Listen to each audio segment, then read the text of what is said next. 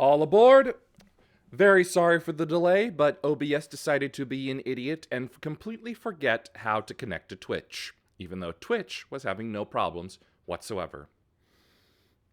Anyway, that's done, and now on with Miles Edgeworth.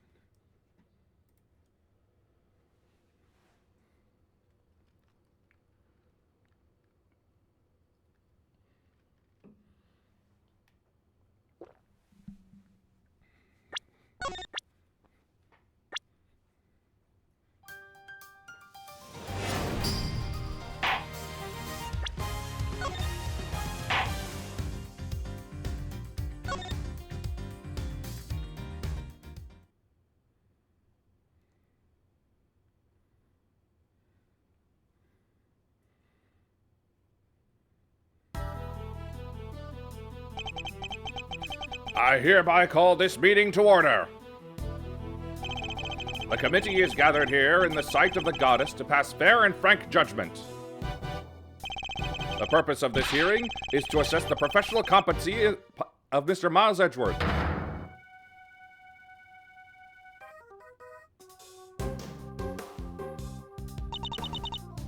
Are you?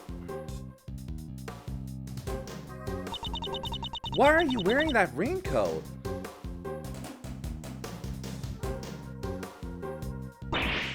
No! Ah!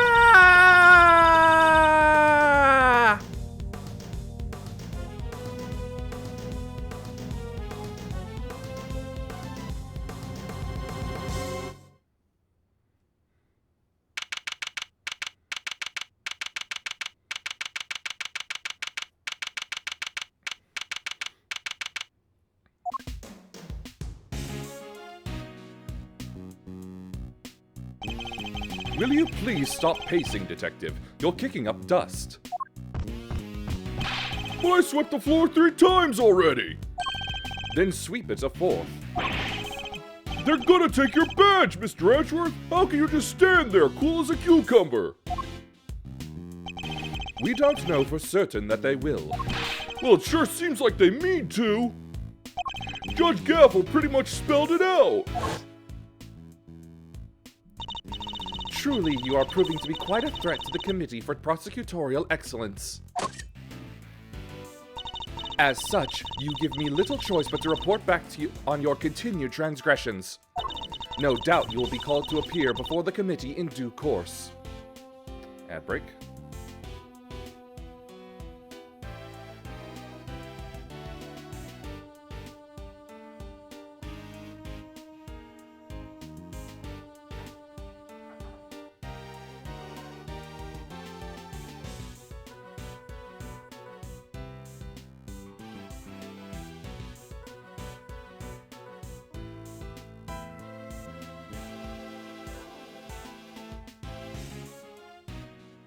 Go.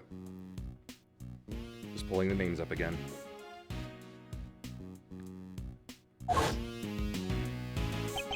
She said that I would be called to appear before the committee, nothing more. Well, I don't care! I won't stand for it! What if we never get to work together again? I'd have thought you would welcome the prospect, Detective. After all, it would mean you could work with someone less problematic. Don't say that, sir! I've never heard anyone except that stupid committee say you're problematic. You're not just looking for an excuse, are you? To become a defense attorney, I mean? Because I won't let you! You're Prosecutor Miles Edgeworth! Prosecutor, you hear? To become a defense attorney, huh? The circumstances of my father's death set me on the path to becoming a prosecutor. But I'd only been interested in the law to begin with thanks to my father as well, and his work as a defense attorney. Are you going to keep fighting crime as a prosecutor, or help people as an attorney? Something tells me you've got a big decision ahead of you, one only you can answer. Are you listening, Mr. Edgeworth? I said I won't let you do this! Really, Detective, there's no need to be so dramatic. Who knows? The next prosecutor you work with might be a little more lenient with your salary assessments. Huh, really? So, no more instant noodles? I mean, no! What are you saying, sir? I don't care about any of that stuff! But you thought about it, didn't you? If only for a moment. We're busy in here! Come back later!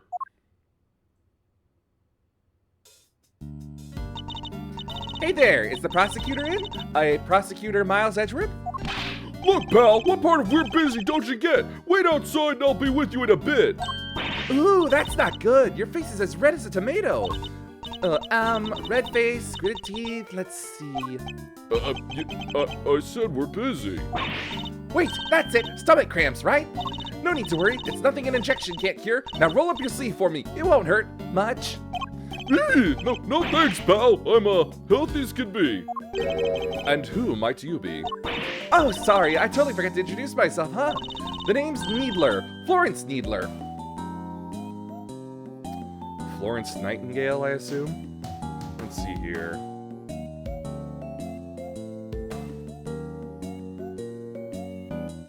Shoot, I don't think I got her name.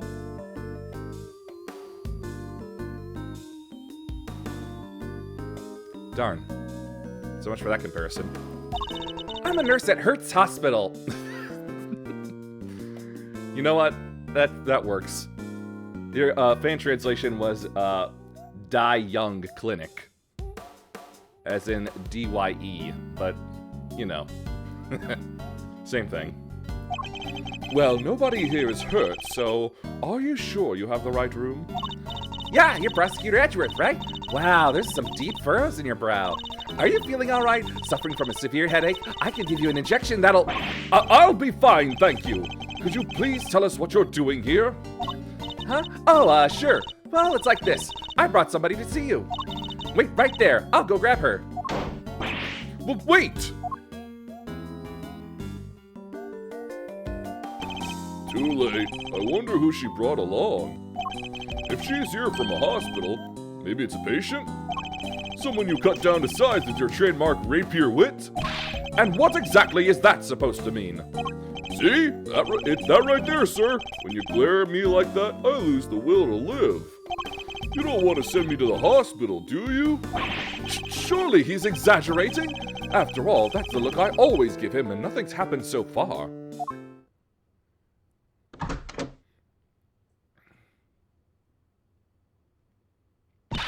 Sorry to keep you fellas waiting. Well, thoughts? Thoughts on what? You don't recognize me? There is something about her. Something familiar. This had your name on it. So I thought, just maybe? So you really did put somebody in hospital? Don't be ridiculous, detective. But look, sir, your name's right there on the card. Public Prosecutor Miles Edgeworth, plain as day. Be that as it may. I'm so sorry, What she's trying to say is she has amnesia. Amnesia? Yes, at least that's what they tell me. Her parents must be so worried about her.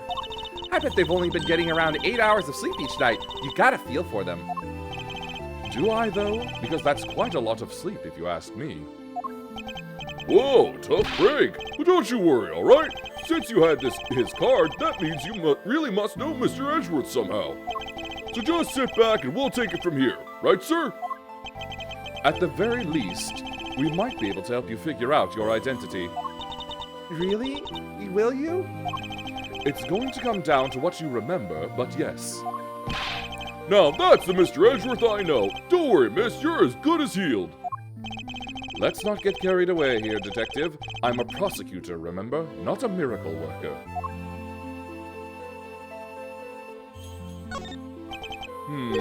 Where do we even start? So, do you remember your name, miss? I'm sorry. She's been like this since she came in yesterday. So she's only been in the hospital for a day. No way! That's amazing! How did you figure it out so fast? How could one person be so emotionally draining? They found her wandering around late last night and brought her in. I wanted to help out, so I went through her stuff to see what I could find. Oh, wait a minute. Oh, of course. You're right. Her name was Or Bonnie Young. Duh. And did you find anything apart from my business card? Nothing with her name or home address. Oh, wait a second. She was wearing this. It's a pretty unique design, right? What? This pin? What the heck? That Yatagarasu pin! Does that mean? But it can't be! Kay, is it really you? Kay?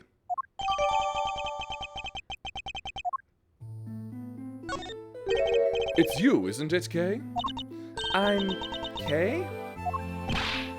Come on, Kay, you really don't remember? Look, it's me, Gummy! That's what you always call me! Gummy. But you're an adult. That's so rude. I don't really call you that, do I?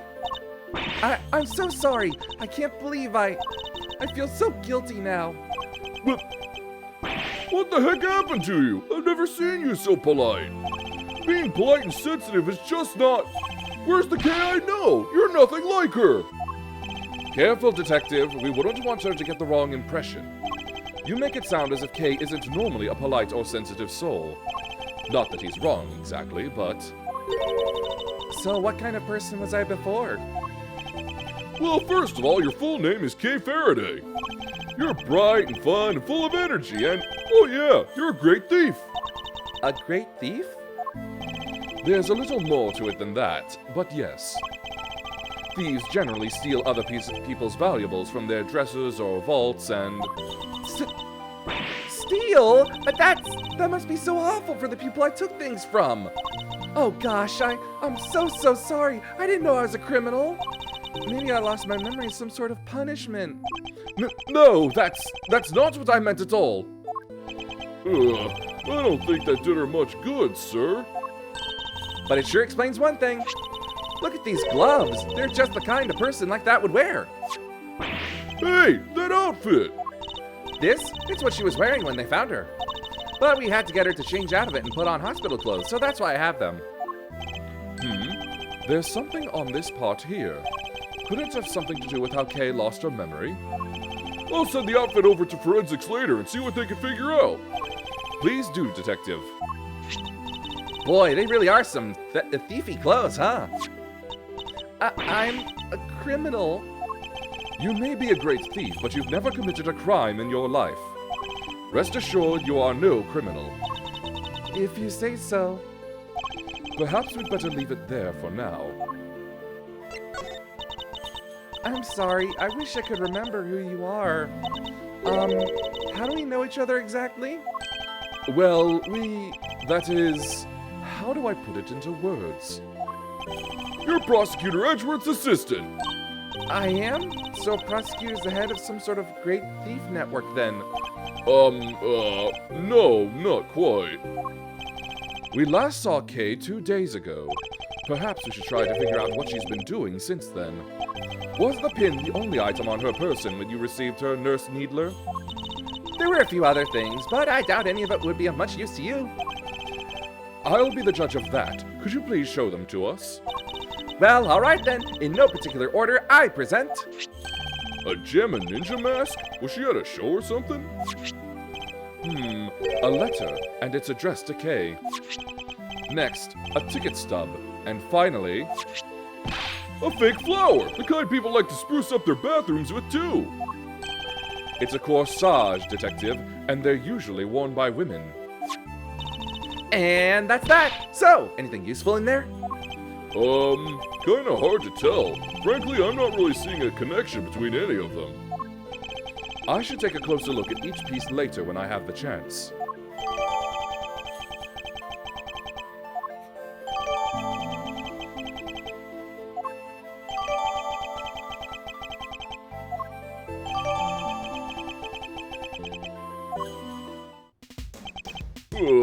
This is bad. How do we get Kay's memory back? We can't just let her stay like this forever. Calm down, detective. I have an idea. You do? I knew you'd come to the rescue, sir. So, what is it? Look closely at the ticket stub. Oh, it's for the viewing platform at the top of the big building. Should have written that one down. The big building? You know the place? Everybody knows it, silly. It's the hottest date spot in town. They say that if a couple holds hands while they're up there, they'll stay together forever. This is yesterday's date, and the ticket is only valid on the date specified. Plus, it's a stub. That means she used it, right? I think it's a distinct possibility. Well, shall we go see what we can find? Now? Just like that? The only way to figure out how Kay lost her memory is to retrace her steps. But what about your thing with the committee? It's not for a little while yet. We have time. Great. So, can I leave Kay with you? That would be for the best, but you don't mind, do you, Kay? Oh, of course not. Thank you. Alrighty then, back to work I go. If you need anything, feel free to give me a holler at Hertz Hospital, okay? I can come running with a syringe or 3 wherever you might happen to be. Yes, thank you. I doubt we'll be needing that particular service. Now then, Detective, shall we get going? You too, Kay. Yes, sir! Yes, of course.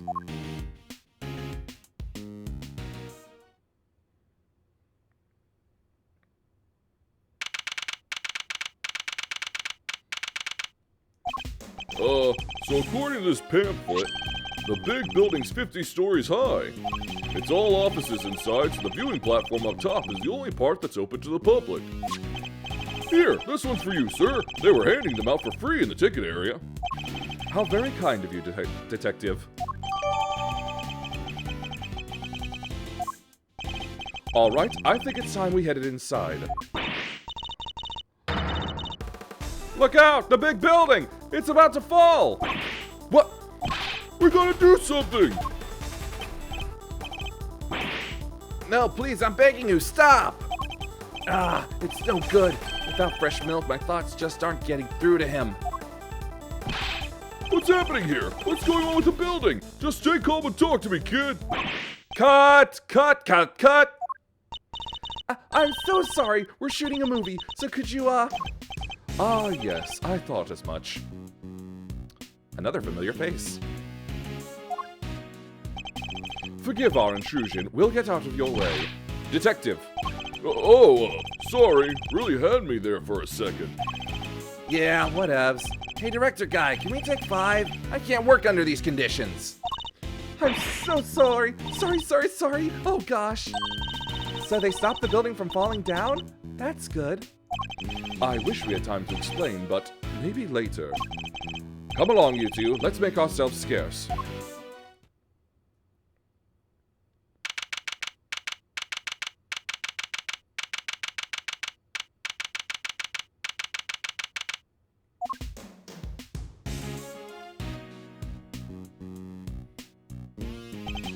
Whoa! Get a load of that view! Feel the sun on your face!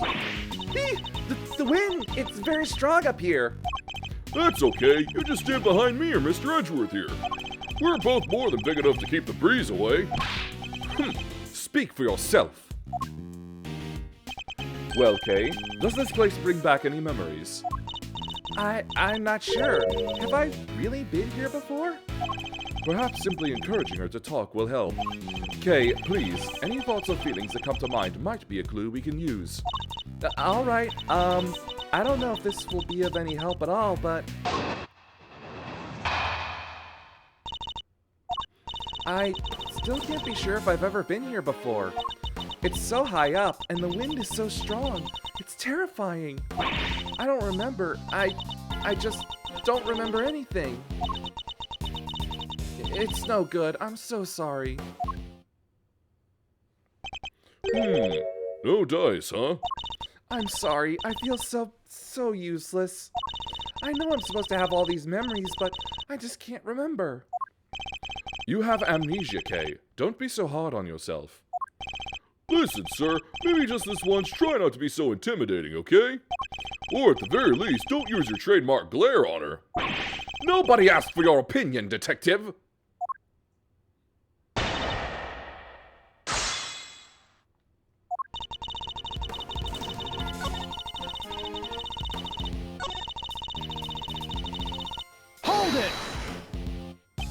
If nothing is coming to mind, then just take a look around. Do you recognize anything? Anything at all? Let's see.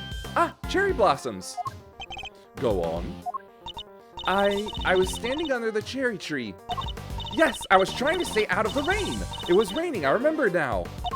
And there was a red something. So it was raining. She was underneath the cherry tree, and she saw something red from where she stood. But what? Was it something I said?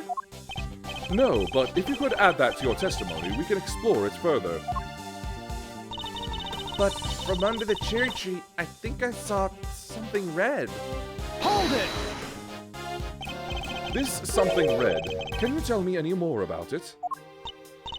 I'm not sure. It was just a red thing. That's all I can say. What can we see nearby that's red? Was it the concession stand over there, perhaps? A stand? A red concession stand? Yes, I think that was it. Somebody was walking toward me from beyond it. And then what happened? Then, I'm sorry. That's all right, if you could just add what you've told us to your testimony. But there was someone walking toward me from beyond the concession stand. Objection!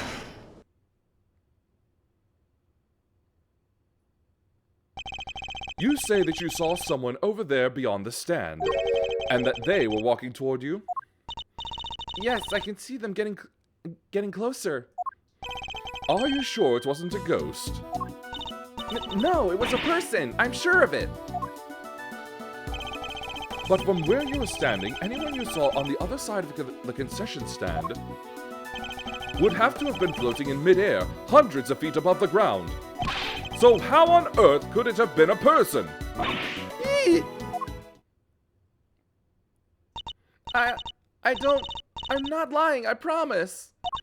Somebody read the stand? Somebody read, and they were on the other side.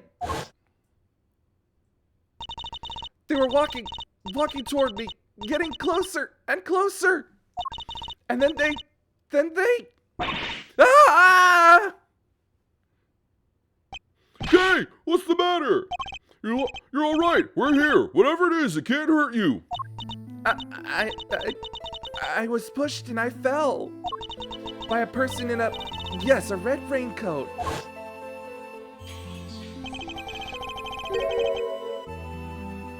Starting to think I should turn that thing on silent.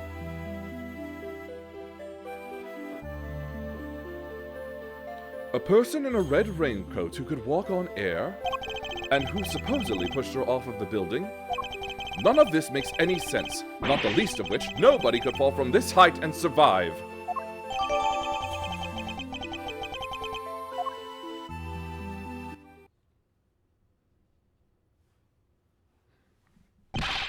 Attention everyone, please stay right where you are. What's wrong, officer? I'm Detective Gumshoe. Mind filling me in? Yes, sir. A body has been discovered here in this building, sir. A body? Whose body exactly? Not sure. We're still working on it. But what we do know is that the victim is a young woman, and that her name is Kay. What? What the blazing?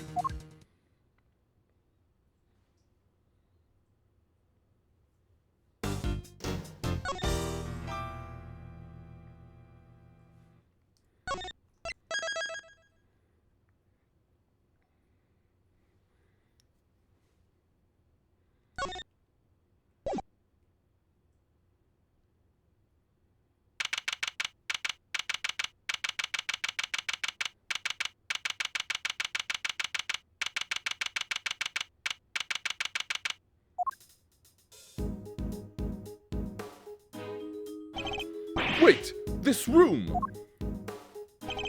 Officer, isn't this...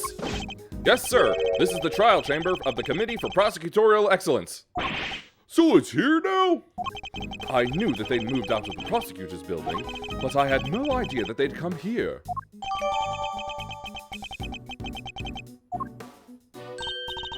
Oh, Mr. Edgeworth, and Kay too. How are you all doing? Is Kay feeling any better? We heard there was some kind of incident. I'm sorry, but who might this be? This is my grandma. Hold on 1 second. Name's Hilda Hertz, Sonny. And who the heck might you be? Ahem. It's a pleasure to meet you. Prosecutor Miles Edgeworth at your service. Nurse Needler, your grandmother's name Hertz. Is she... Yup, she's the director of Hertz Hospital. This old woman is the head of a hospital? Don't you old fogey me, you dang reprobate. Ahem. How did she do that? Whoa, sounds like you're kind of a big deal, ma'am. Oh, that's Dr. Ahem, not wrong. Not wrong at all. Oh, him? He's the one looking after the girl. The one with amnesia. It seems Dr. Hertz is a bit of an introvert. Want me to fix those brow furrows of yours, Sonny? Oh, there's no fixing those, ma'am. They're downright incurable. What? You're sure you want me to say that, Grandma? Well, all right then. Now, I don't got a dang more thing more to say to none of ya. You go on about your business, you hear? As long as that business don't involve messing with the deceased body, I got work to do. Wait, please, we... Not a dang thing, I tell ya.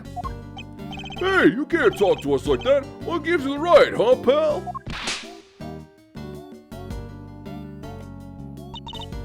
Oh, didn't I mention? Grandma's also a coroner. She's in charge of this case, which means... Ow! Which means exactly that. Ahem. What do you mean? Exactly what? How am I supposed to know? She said it, not me. Huh? It's like I'm trapped in a comedy routine I can't escape. Well, we've got a body to be looking at. Catch you later, gang, and take care. What the heck is their deal? What does it matter, as long as we have permission to investigate? What does it matter? It matters a bunch, sir. What will you do now, Mr. Edgeworth? Examine the scene of the crime, of course. What kind of prosecutor would I be if I didn't? All right, let's get to work. That person over there is called Kay, right? Surely that means I can't be the Kay you know. That's what we're looking to figure out. But don't worry, you're the Kay we know. I'm certain of it. Thanks. A Kay who lost her memory and a victim who shares her name, both meeting their respective fates here at the big building. No doubt this case will be the key to restoring our Kay's memories. I'd stake my life on it.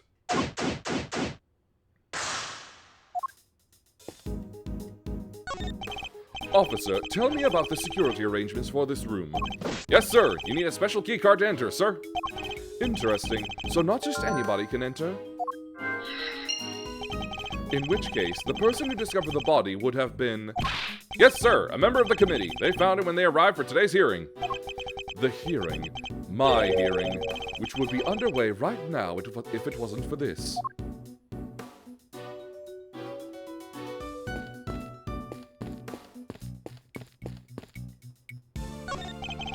It's a statue of the goddess of justice. You sure know your stuff, sir. So, does she dole out blessings or what? She's not that kind of goddess, detective. She's a symbol of the sanctity of the law. The scales represent justice, the sword, retribution, and the blindfold shows her impartiality. I must scour the scene and inspect anything that catches my attention. There's a pool of blood here at the foot of the statue. Judging by the amount and how it has spread, I'd say this is where the victim was killed. But the body's on that table behind us, sir. How come? I can only surmise the killer must have moved it for some reason after committing the murder.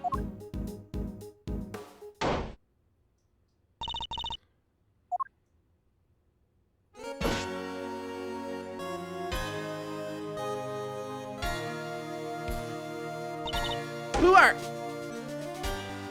Huh? What's that, Grandma? I'd know that voice anywhere. That's Von Karma's little girl. Oh, so you two know each other? It has been too long, Grandma Hertz. And you as well, Miles Edgeworth. What's she doing here? Franziska von Karma. She's the daughter of Manfred von Karma and a prosecutor like myself. These days, she's mainly been working with Interpol, though I thought she was supposed to be abroad.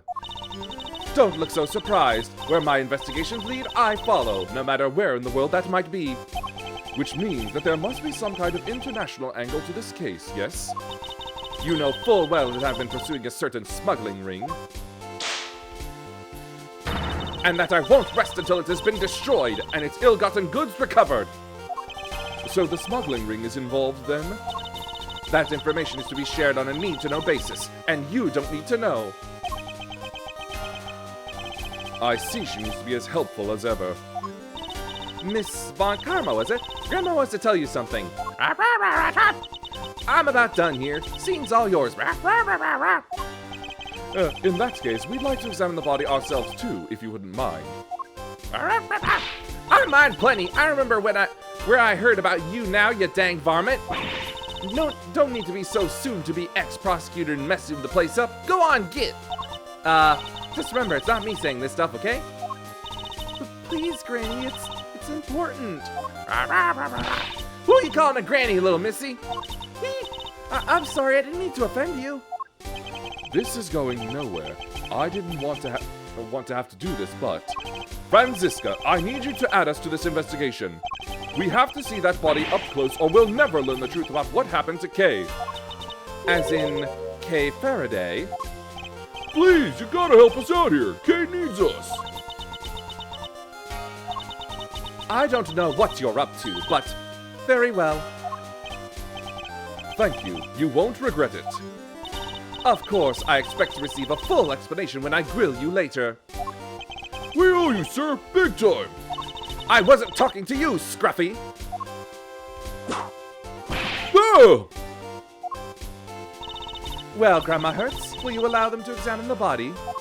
I ain't about to say no to an international big shot like yourself, hun. But are you sure you want this? Yeah, I agree with Grandma. Are you sure you're sure? Of course I'm sure. It's my prerogative to judge the whole world in my name. That's just common sense. Of the extremely arrogant sort, perhaps? Suit yourself, but don't say I didn't warn you. Well, you heard her. Try not to get fired, okay? Don't worry. It'll take a lot more than this to ruin my reputation should things turn sour. Unlike me, who's on the verge of losing my badge.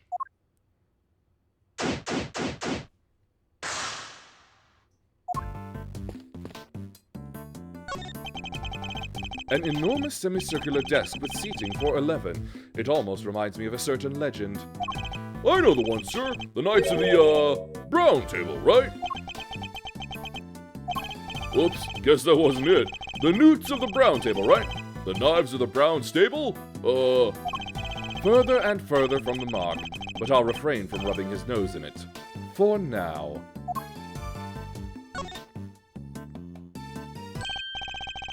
Well, one thing's for certain. This isn't Kay. She doesn't even look like her. I think we knew that already, Detective. Our Kay standing right over there, after all.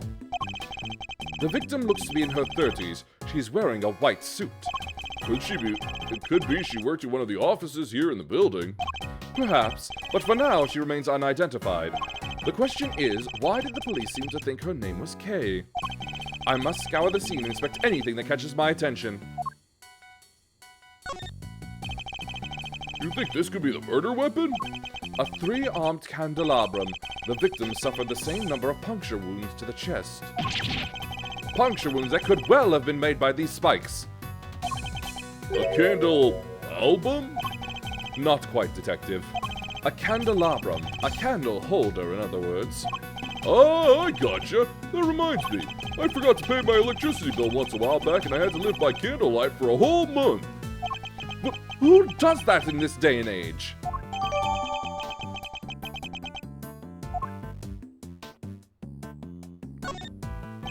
It seems she suffered a serious burn to her hand at some point.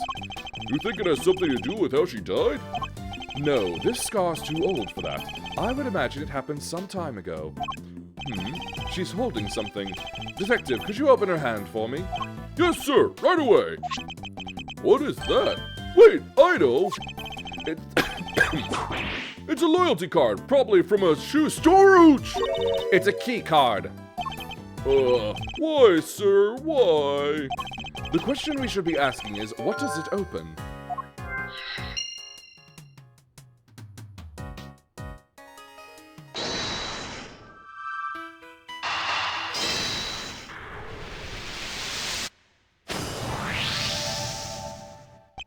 I would imagine that the victim's key card probably grants access to this room, wouldn't you? Let me go find out, sir. I'm back. They found some details on that key card in the security system. It's for this room, just like you said. So the victim was able to enter and exit this chamber freely. Assuming that the key card actually belonged to her, yes. Indeed.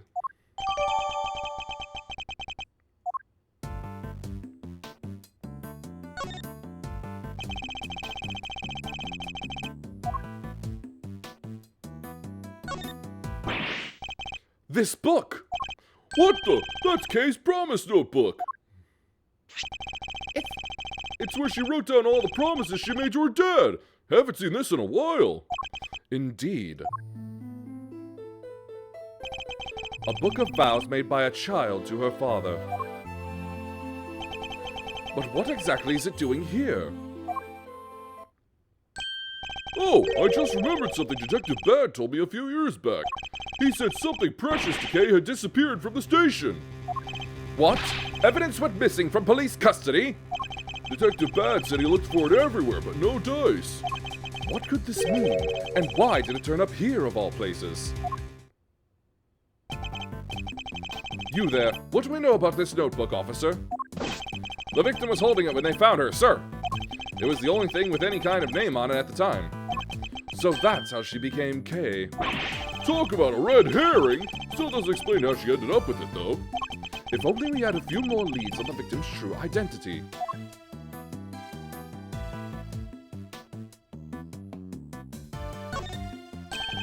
There's something pinned to the jacket here. A piece of magenta fabric. Whatever it was, it looked like it was torn off pretty roughly.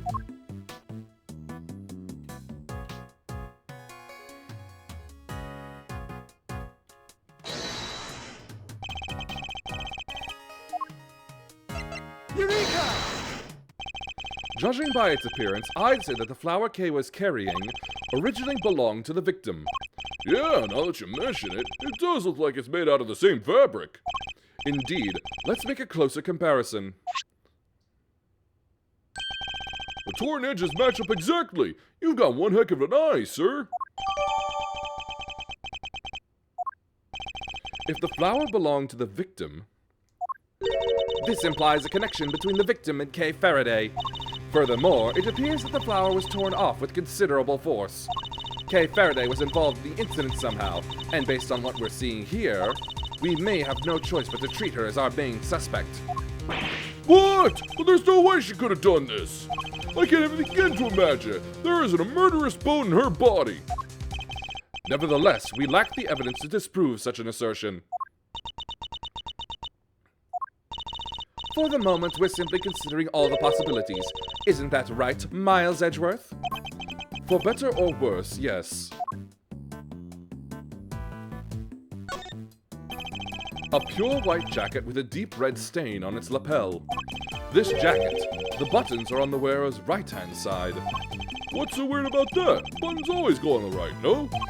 Not on women's clothing. Traditionally, the buttons would be on the left. Like I always say, sir, you sure know your stuff. This is common knowledge, Detective. Nothing else seems amiss. Wait, what's this in the pocket? A pair of gloves, also white. They don't seem to be soiled in any way. I imagine they must have belonged to the victim.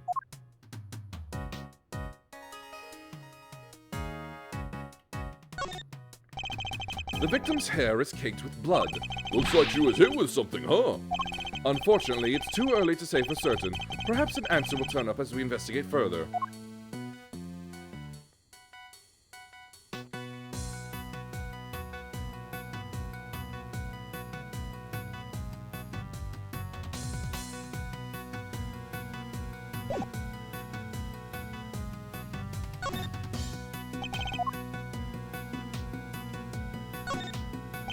No.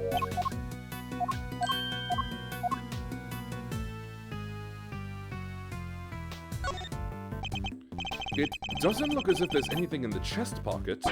Nothing except this hole right here. By the look of how the fabric was torn, I think it was pierced by something sharp. Can't keep your coins in there now. They'd all fall right out. Have you never heard of a change purse, detective? Sure have, sir. It's another word for pocket, right? I give up.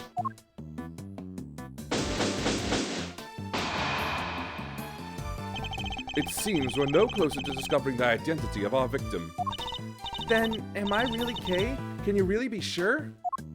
Of course we're sure. What are you talking about?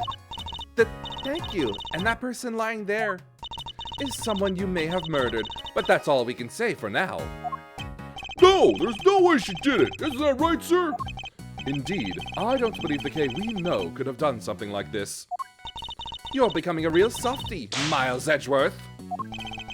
Well, look who it is again. Ugh, I know that voice.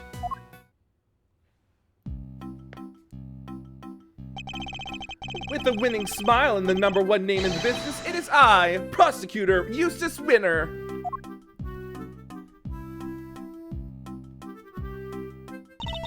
Please forgive the intrusion.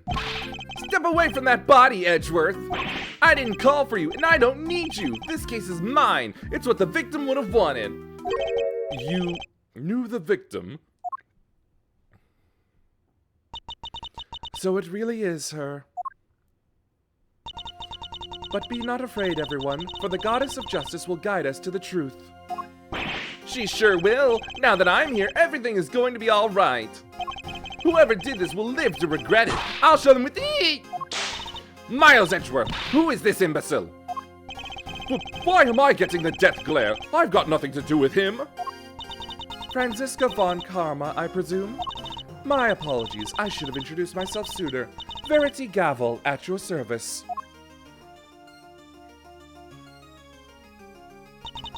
And the deceased in this case is...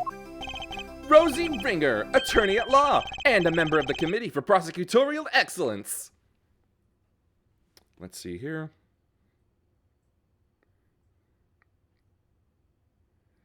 I believe she was Jill Crane, originally.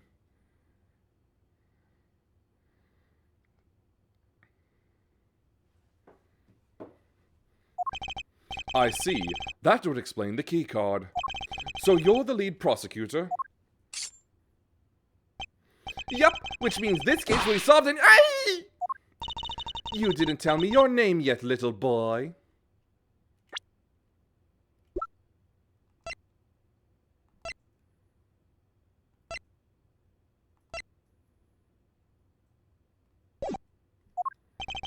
If you want to know my name, all you have to do is... Ow! Stop babbling and tell me, now! It's Eustace! Eustace Winner! I think we've established where the balance of power lies in this particular room. Mr. Guy in charge? Here, this is from Grandma. What's this? Oh, the preliminary findings! Looks like it's game over for you, Edgeworth. This isn't a game, Mr. Winner. Stu? Alright, that's me done. See you next stiff. Yeah, home time. I could murder a bowl of noodles right about now. We're out of here, everybody. Stay healthy.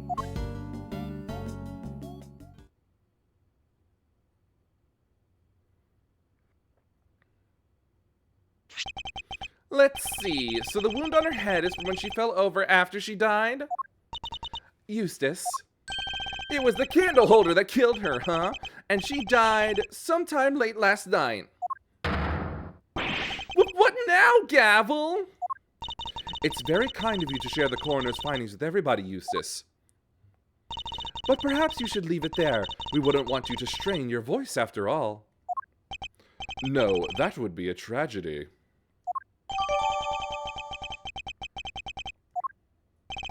Anyway, that settles it. We need to arrest Kay Faraday. What? What are you talking about? I think Eustace's meaning was very clear. Miss Faraday is the murderer. And though she is dressed differently than usual, this young lady covered in bandages is Miss Faraday herself, correct? You really mean to arrest her here and now? If you do, then I'll be forced to object, loudly and forcefully. And as if further confirmation were needed, there it is. The committee was right to call your conduct into question. It is questionable in the extreme. Please, Mr. Edgeworth, just go. It's fine. Fine? This is anything but fine, Kay? I still don't remember anything. So, maybe I did do it. Maybe I killed that poor woman and I just don't remember.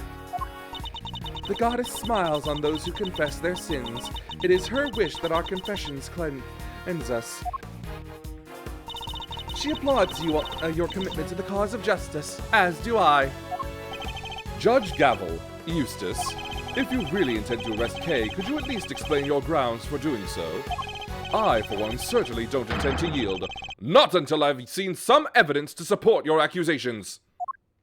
Then allow me, prepared to be hit with a face full of deductive genius, Edgeworth.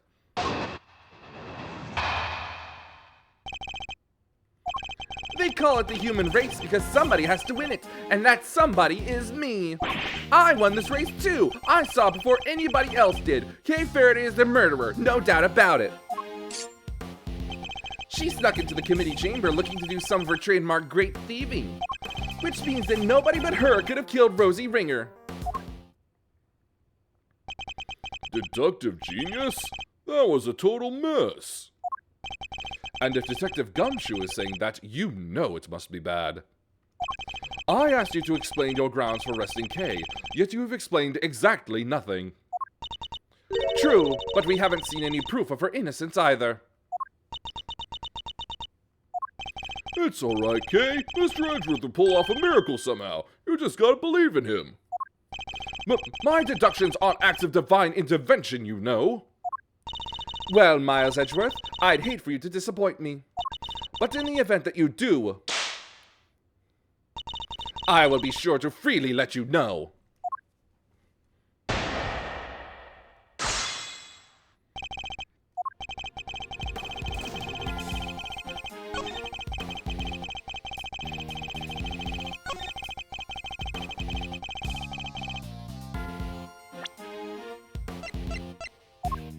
Objection!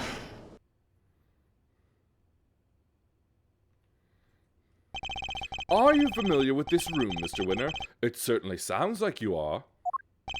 What can I say? Winners know where winners go. I'm number 1, and 2, and 3. In other words, the majority of your work is second, if not third rate. Why do you always have to make fun of me?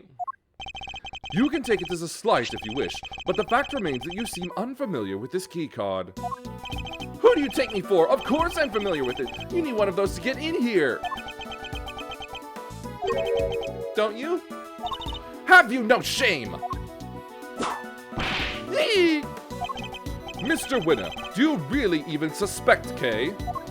Of course I do. She did it. Faraday's the killer. Then perhaps you can tell us how Kay got into such a secure room as this without a key card. You know, there was the, yeah. A masterful summary. Now, as we know, only members of the committee have key cards. Therefore, only they can enter. Precisely. Why is she agreeing with me? Please take a look at this. I had security pull the data earlier. As you can see, the door to this room was opened at 12:52 a.m. with Miss Ringer's key card.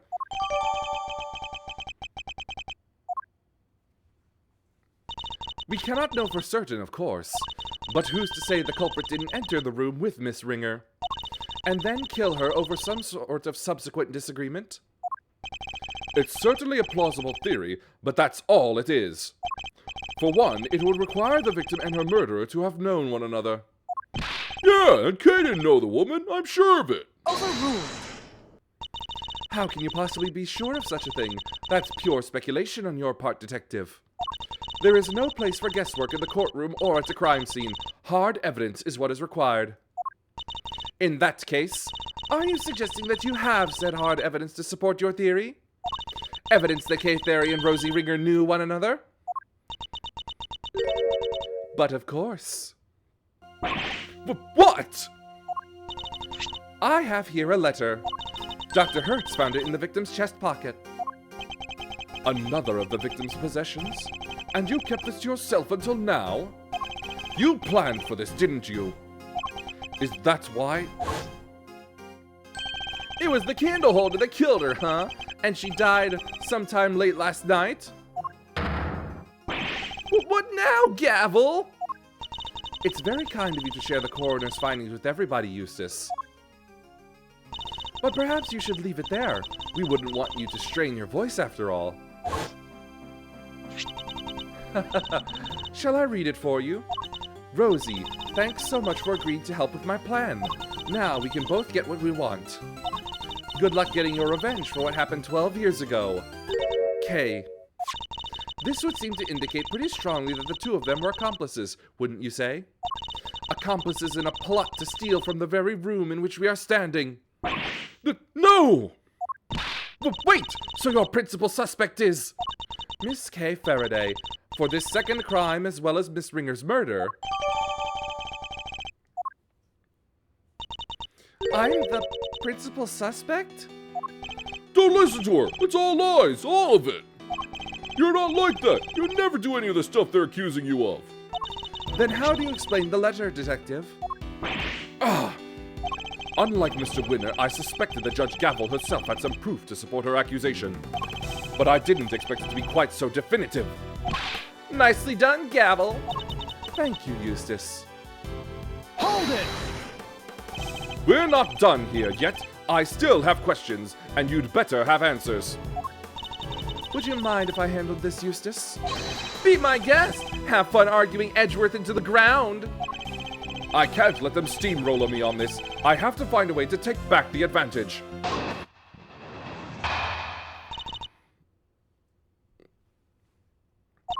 As the letter more than adequately proves, Miss Faraday and Miss Ringer were acquainted. It seems Miss Faraday had asked for Miss Ringer's help in a plot of some kind. But, for whatever reason, their alliance must have broken down. Miss Ringer lost her life in the resulting disagreement, but she had one last card to play. The letter she kept safe in her left chest pocket, which spells out the name of her killer. She's good. Better than ever, even. Think you could take her down, Mr. Edgeworth? Yes, of course. Don't do this out of pride, Miles Edgeworth. If you're going to fail, do it on somebody else's time. Hey, whose side are you on, sir? There is only one side to be on, Scruffy. The side of the truth. Uh-oh. Looks like the kid's got something to say. Well, if there's only one side to be on, then it has to be on the winning... Ah! Quiet, you! My thoughts exactly.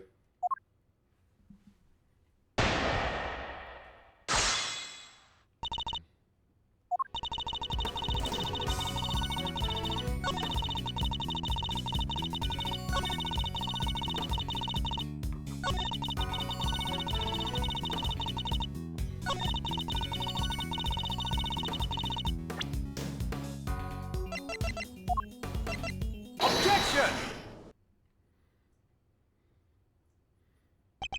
So the victim kept the most vital clue of all closest to her heart. How very touching. The voices of the dead fight to be heard, and even then, they don't always reach us. But her voice rang loud and true, and it told us that Miss Faraday is her killer. I think you may have misheard her, Your Honor, or perhaps an evil spirit was trying to mislead you. Hey! You take that back! Perhaps we should try listening to the words of the coroner's report instead. By all means. If I recall correctly, the victim was stabbed on her left side. No! Yes, I'm afraid so. You claim that the letter was found in the victim's left chest pocket. Right where she was stabbed by the candle holder. Indeed.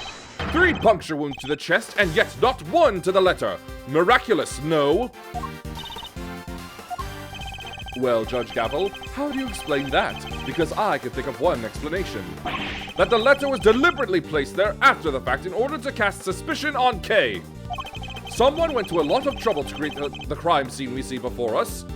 And that someone is the real culprit, who almost certainly also forged this letter. No! It's clear that the culprit intended to frame Kay by means of that letter. And you fell for it, hook, line, and sinker. Objection! No, Faraday didn't. The letter was... it was in her other pocket, yeah. Huh? Seriously? The whole left chest pocket thing was a mistake. Whoever reported it must have meant their left... Ah! Stop your foolish floundering, you foolishly foolish fool! Or are you just that incurably foolish? Why do you keep whipping me? And stop making fun of my deductions! Yeah! There, I saved you the trouble of disciplining him. Yes, even though I had no intention of doing so. The letter is stained with blood, which suggests it had been placed somewhere on her left side. Therefore, I doubt there was some sort of mistaken report, not unless that report was given by you. The gavel, say something! No objections? Good. Then allow me to continue. So, we have established the existence of a second suspect. No, we haven't! The murderer had to get in here, remember? Who else could have gotten in apart from Faraday and Ringer? Whoever it was would have needed a key card. Judge Gavel proposed that the killer enter the room together with the victim. But what if there is something questionable about the very basis of her theory itself? This piece of evidence points to another suspect other than Kay. Take that! Look again at the keycard record provided by Judge Gavel a short while ago. As already noted, the victim's keycard was used at 12:52 a.m. But you will note that someone else's keycard is also listed. A mystery person who could have entered beforehand and lay in wait for the victim, you mean? This other person entered at 10:15 p.m., so it's certainly not outside the realm of possibility. Except, I'm afraid, it is. And where's your evidence, huh, Your Honor? My evidence? I am the evidence detective. It was my key card. There's nothing suspicious about a committee member entering the chamber as I please. Is there? Perhaps not, but that's also not the exonerating evidence you seem to think it is. Unless you can also prove that you yourself didn't murder your colleague. Overruled! What utter nonsense! What would I have had to gain from killing her? Objection! I'm sure you know how I'm going to answer that, Your Honor. I believe further investigation will shed light on any motives you might have had. Overruled! I am a faithful servant of the goddess. Why would I ever resort to an act of crime? I used my keycard, that much is true, but my reason for entering this room is far from questionable. Then perhaps you'd care to tell us why? I had business here in the committee chamber. There were certain preparations to make. Preparations? Sounds pretty suspicious to me. I am not at liberty to share what I was preparing for. But I am sure Prosecutor Edgeworth can make an educated guess. My hearing. She must have been busy gathering the documents they were going to use against me. To relieve... That ing should not be there. To relieve me of my badge. All right, children, that's enough. It's good to keep our skills and our tongues sharp, especially when we're young, but that'll do for now. Who in the...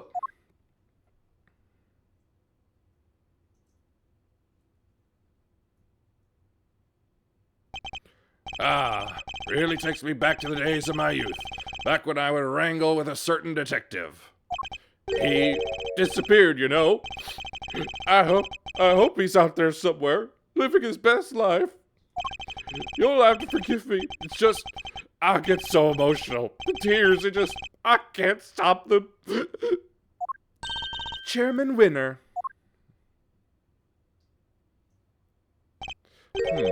Winner? Ah, Verity, my girl. Do you ever stop working? Your dedication puts us all to shame. And is this young Francisca I see before me? Dear child, when did you get so big? Uncle Winner, it's been far too long. And so formal. I thought we were like family. You used to sit on my knee and shout, Uncle Winner, at the top of your little lungs. Ah, but the time goes by so very fast. One can't help but shed a tear. Dad, what are you doing here?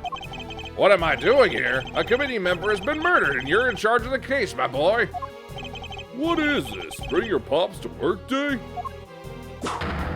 Silence! Do you have any idea who he is? This man is practically the right hand of the goddess herself. A former chief prosecutor and the current chairman of the Committee for Prosecutorial Excellence. Now, Verity. There's no need to bring all that up. I'm just a harmless old man, really. Allow me to apologize for the detective's rudeness. I am Miles Edgeworth, correct? And your little subordinate, Dick Gumshoe. I am Excelsius Winner. He used to be called Blaze de Best, which is a more fitting name, I think, considering what he's probably about to do soon. Father of this idiot boy, among other things. My wife and I were so happy when he was born. And now she's gone too. Heavens only knows to where. Dad, you're here! Use my handkerchief! Thank you, son. You're a good boy, in your own silly way. Like father, like son, I suppose. Though it's hard to say who's the bigger fool. Well, Verity, how goes the investigation? Thank you for asking, sir. We have identified a prime suspect, 1K Faraday. We are currently trying... Objection! You don't have nearly enough to make her your prime suspect, and you know it! Or have you forgotten what we just discovered about the letter? Objection! I told you, that was just a mix-up. They got the wrong pocket, yeah! Don't test my patience. All right. That's enough. Let's all just calm down, shall we? Handbrake.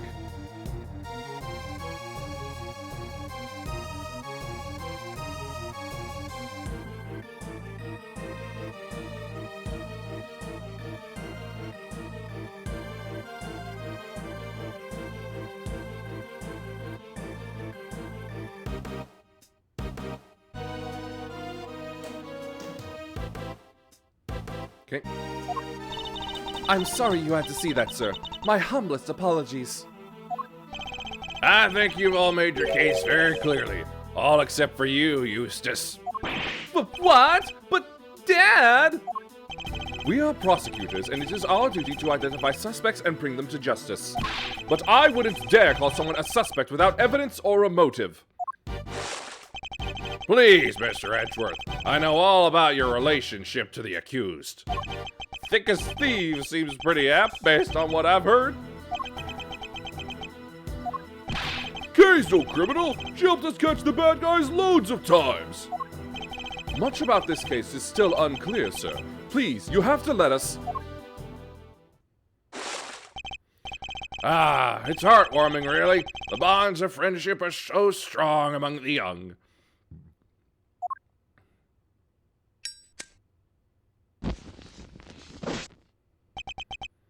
But, circumstances being what they are, I'm afraid those bonds won't be enough. And that's why he was called Blaze. What the heck is that supposed to mean? The prosecutor's office needs this case cleared up as quickly as possible. Time is oh so precious, and we have so little of it. There are so many other cases. I'm sorry, but you understand, of course, don't you? Oh. All right, Miss Kay Faraday. Time to come along quietly. Yes, sir. You're not taking her. She's innocent, I tell you. To defy the chairman of the committee is to defy the law itself. It is an act so brazen a hearing won't be necessary at all. Are you prepared for Mr. Edgeworth to lose his badge over this detective? What? Wait. So either Kay goes down or Mr. Edgeworth loses his badge? What the heck am I supposed to do? You'd use his badge to shield yourselves? Oh, how the committee too has fallen. Kay, you're innocent. Don't let anybody tell you otherwise. Thank you. We've only known each other for a short while, but you've been very kind. And I'm sorry. Sorry for being a criminal. Your contrition has been noted, Miss Faraday, and will be conveyed to the Goddess of Justice. Ah! What in the world should I do? When I was little, all I wanted was to be like my father. To become an attorney and fight for those who can't fight for themselves. But now, my fate is tied to that of this one tiny badge. One tiny badge against the life of a dear acquaintance. Who am I kidding? There's nothing to weigh up here. I guess this is it. Goodbye, Mr. Edgeworth. Hold it! Judge Gavel, a moment, please. Yes, what is it?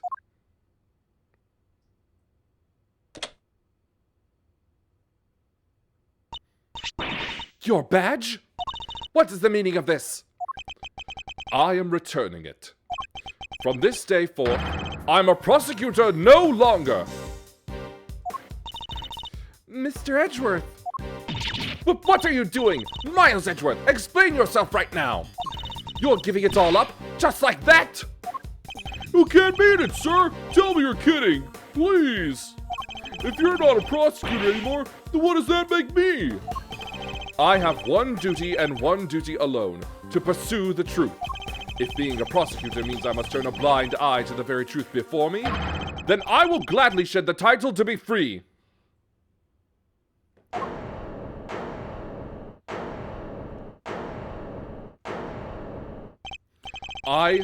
I'll carve my own path, one I believe in.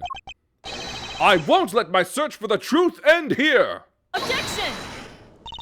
Are you running away from the Von Karma from me? Say what you will, Franziska, you won't change my mind. So you're leaving me behind again? I'll never forgive you for this! Never! No, this is all my fault! None of this would have happened if it wasn't for me! Wait! Kay, don't go! You stay right where you are, detective! But sir... I'm not a prosecutor anymore. Don't say that!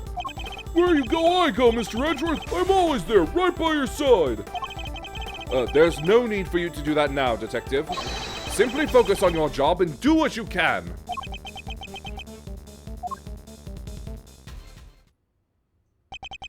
Well now, this is no good, is it? We've let a dangerous criminal run free. I try, and yet it's never enough. There's no need to worry, sir. We'll set up a cordon. She won't get far. She'd better not. I'd be very disappointed in you if she does.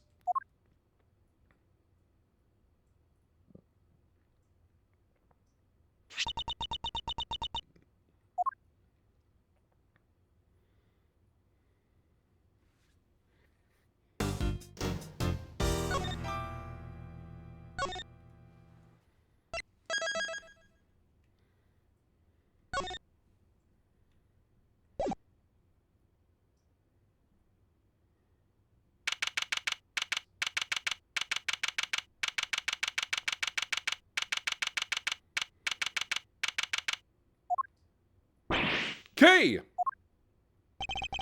She's not here either. Where are you? Knockity knock knock, special visitor. Fender! Whoa, talk about an unhappy face. Everything okay, big guy?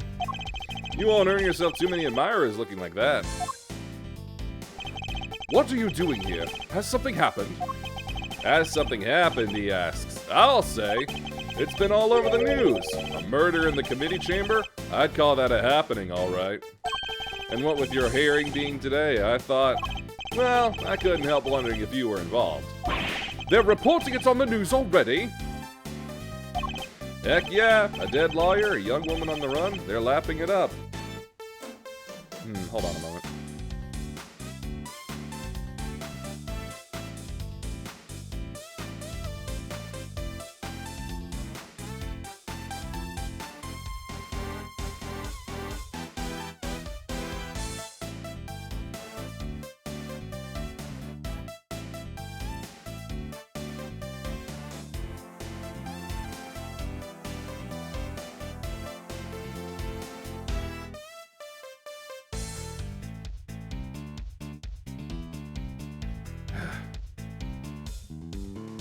A dead lawyer, a young woman on the run, they're lapping it up.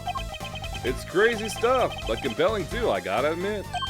So, are you gonna give me the lowdown or what? Well, actually...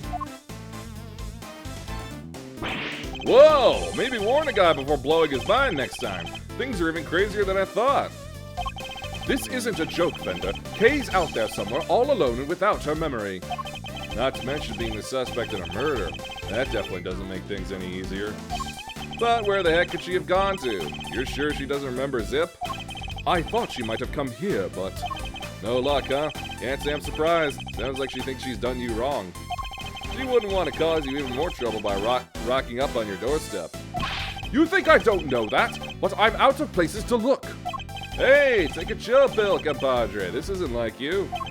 You're wound up tighter than a clockwork monkey, which isn't a bad thing necessarily. After all, it's got even you running from pillar to post looking to save an innocent from jail. Acting like the attorney I know you were born to be. Look, Fender, I may have given up my badge earlier, but that doesn't mean I've decided to become an attorney.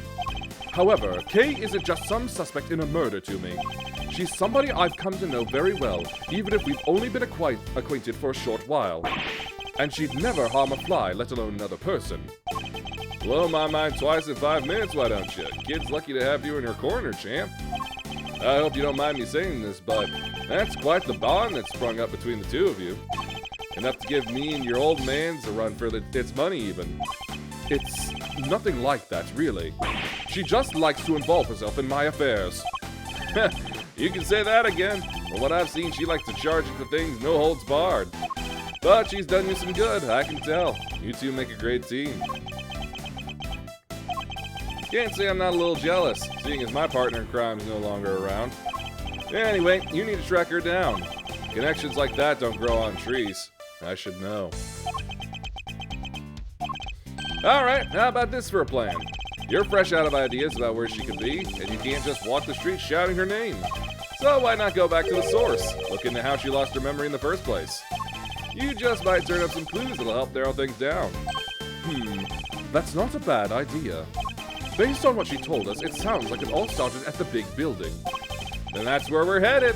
Next stop, the big time. And maybe you can give your face the good news on the way. Kay wouldn't come frolicking back to the fold if the first thing she sees is you scowling like that. Very funny. Fender is truly a force of nature all on his own.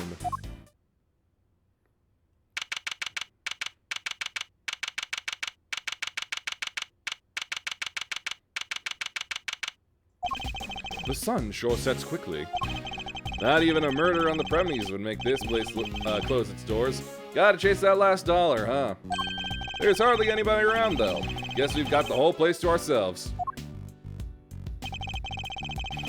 The first step towards proving Kay's innocence is to figure out how she lost her memory. Earth to miles, we've got sleuthing to do. This rooftop paradise is all ours. Let's focus up and do what we're good at for Kay, alright?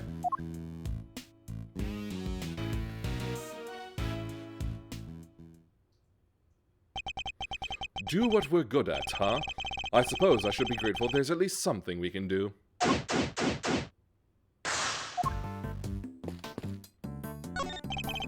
It's a pretty sizable cherry tree. Its flowers are just on the cusp of full bloom. According to what Kay told us, she was standing beneath this tree until she was pushed and fell.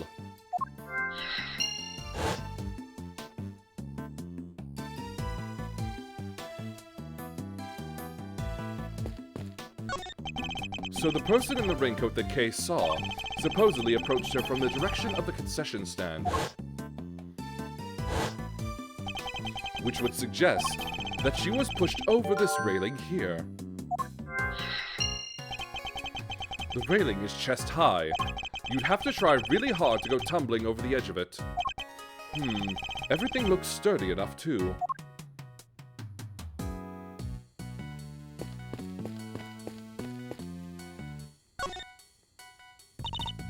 Mr. Edgeworth, we meet again! What are you two doing up here? Well, seeing as we came all this way, we thought we might as well enjoy some cotton candy. What the heck are you doing here? Looking to get yourself in even more hot water? You needn't worry about me, Dr. Hertz. I'll be just fine. Whatever you say, Mr. Soon-to-be ex-prosecutor turned ex-prosecutor. Saw that coming a mile off. Wait, what? You got fired? As I said, you needn't concern yourself with my affairs. If you say so. So, oh, how's Kay doing? Uh-oh, did something happen? Maybe I can help? How about an injection? No injections, thank you. Unfortunately, a jab a day does not keep the world's troubles at bay. Yeah, it did get kind of chilly, huh? Come on, let's head home. All right then, Mr. Edgeworth. Catch you again soon.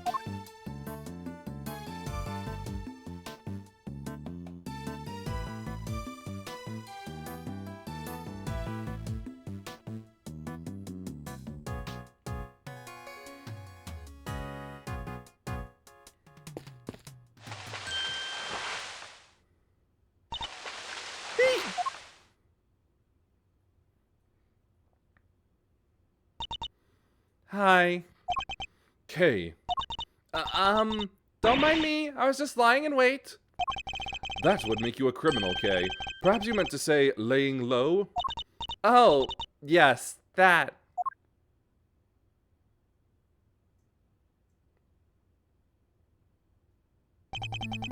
Nevertheless, I doubt people look kindly on a specter, a suspect haunting the site of her supposed crime. Surely you understand that, even in your current state? On top of which, while you've been playing hide-and-go-seek, I've been worried sick and frantically trying to find you. Are you mad at me? Of course I am. Now, what were you thinking coming back here? Did you think your amnesia would excuse your recklessness? No! I came to try and help you get your badge back. What? I thought if I could get my memory back, I might be able to remember killing that poor woman. I thought if I came back to where I lost my memory, maybe I could...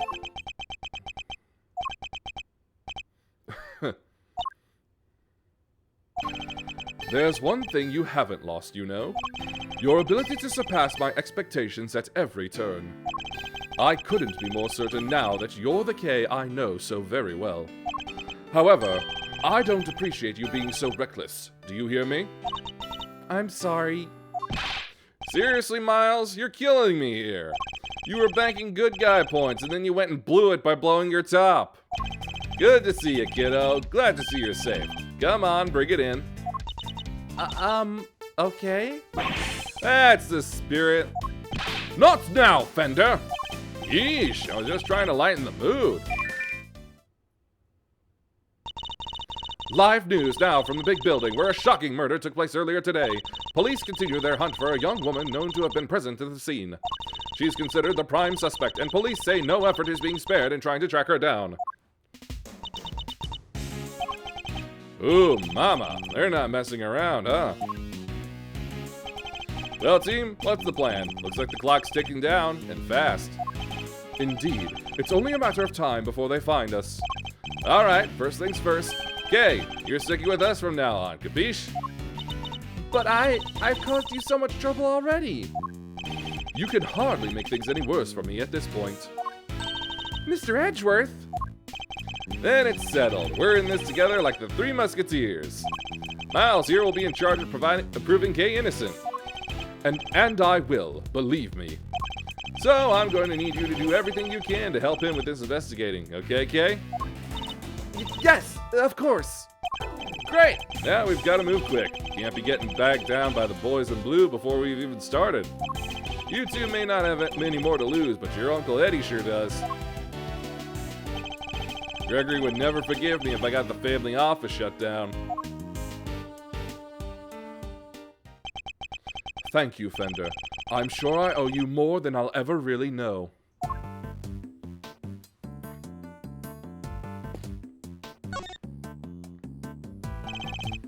As you can see, they're still hard at work up on the 50th floor. Or, that's where the Committee for Prosecutorial Excellence holds their disciplinary hearings, correct? That's right. There have been people walking by the windows all evening. This is one serious investigation. Well, this doesn't make our chances of getting out of here with Kay any rosier. We'll have to find a way to slip past the press. I'm a cool and mysterious customer, Mazzarito, but I'm no spy. Maybe we can use him as a decoy if things get desperate. Okay, whatever you're thinking, quit it. I can tell it doesn't end well for me.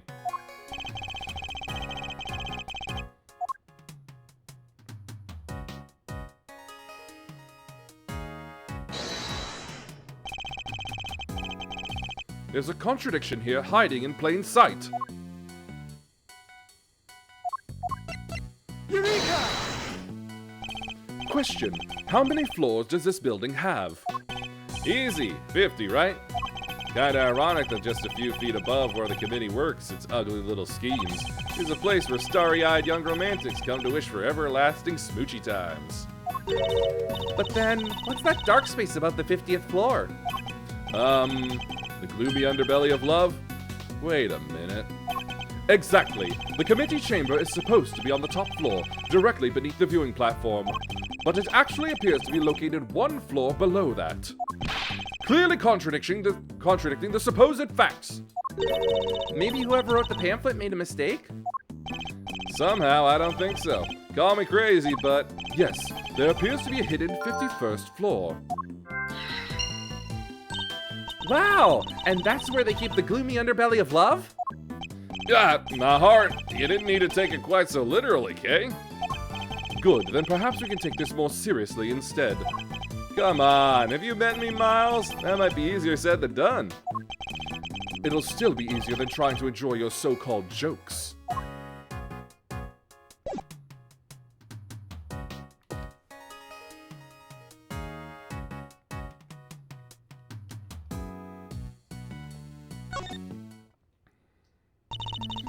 I hope I've been of help to you so far.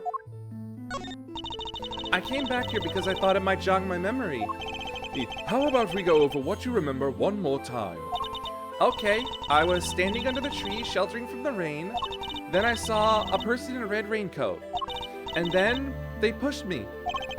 Can you remember anything specific about the person in the raincoat? I'm sorry, I just can't recall anything. Oh, but there is one thing. I could see the moon over their shoulder as they came closer and closer. The moon?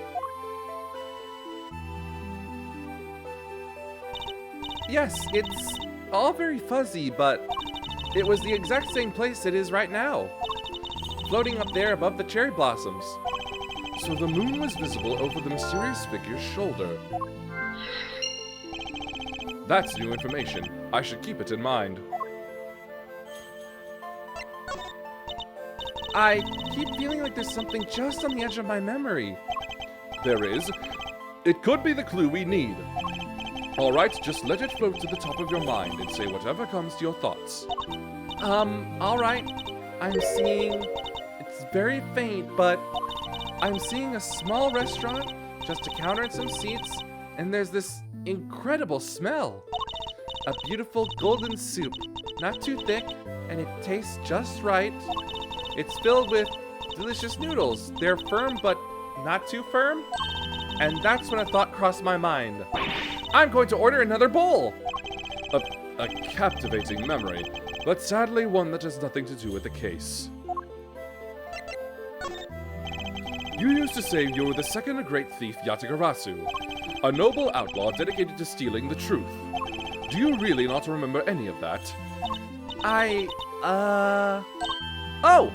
I think you're right! I was a noble!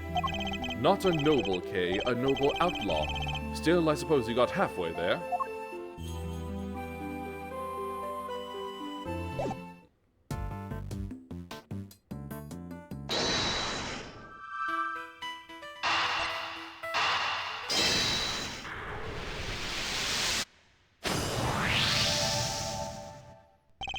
Thinking back over what Kay has said, the person in the raincoat approached her from the direction of the concession stand, which implies that she was pushed over the railing on the side opposite the stand.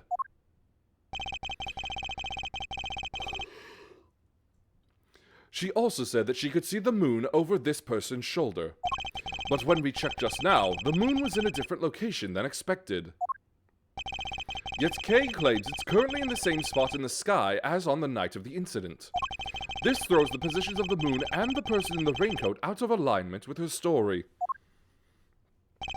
I think her memories may have become confused somehow. What's more, if she really had been pushed over that railing, she would have never survived the fall. Therefore, I must conclude that she may not have fallen where she thought she did.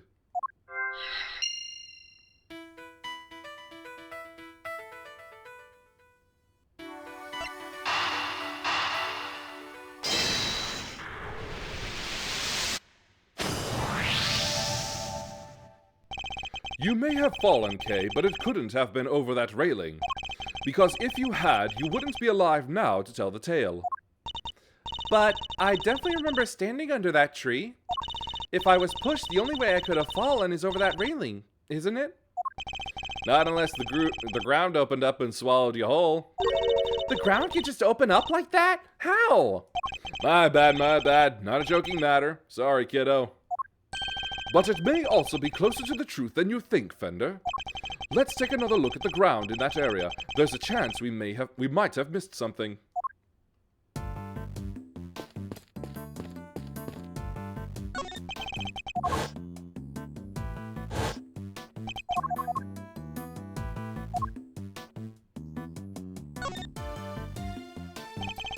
Kay couldn't have fallen over the railing. So where did she fall? There must be a clue around here somewhere.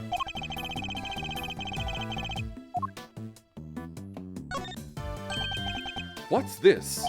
Looks like a service hatch. Kay, do you think you might have fallen down here instead? Nah, you'd never be as clumsy as that. I'm sorry, I just can't say one way or the other. My bad, kiddo. Just another one of my silly musings. You don't have to take me so seriously, you know? I don't? Never? Well, maybe not never. If I told you to leap lyrically into my arms... Fender! Chill, Milesarino. Where's your sense of whimsy? So, never then. Ouch. Talk about a deep cut.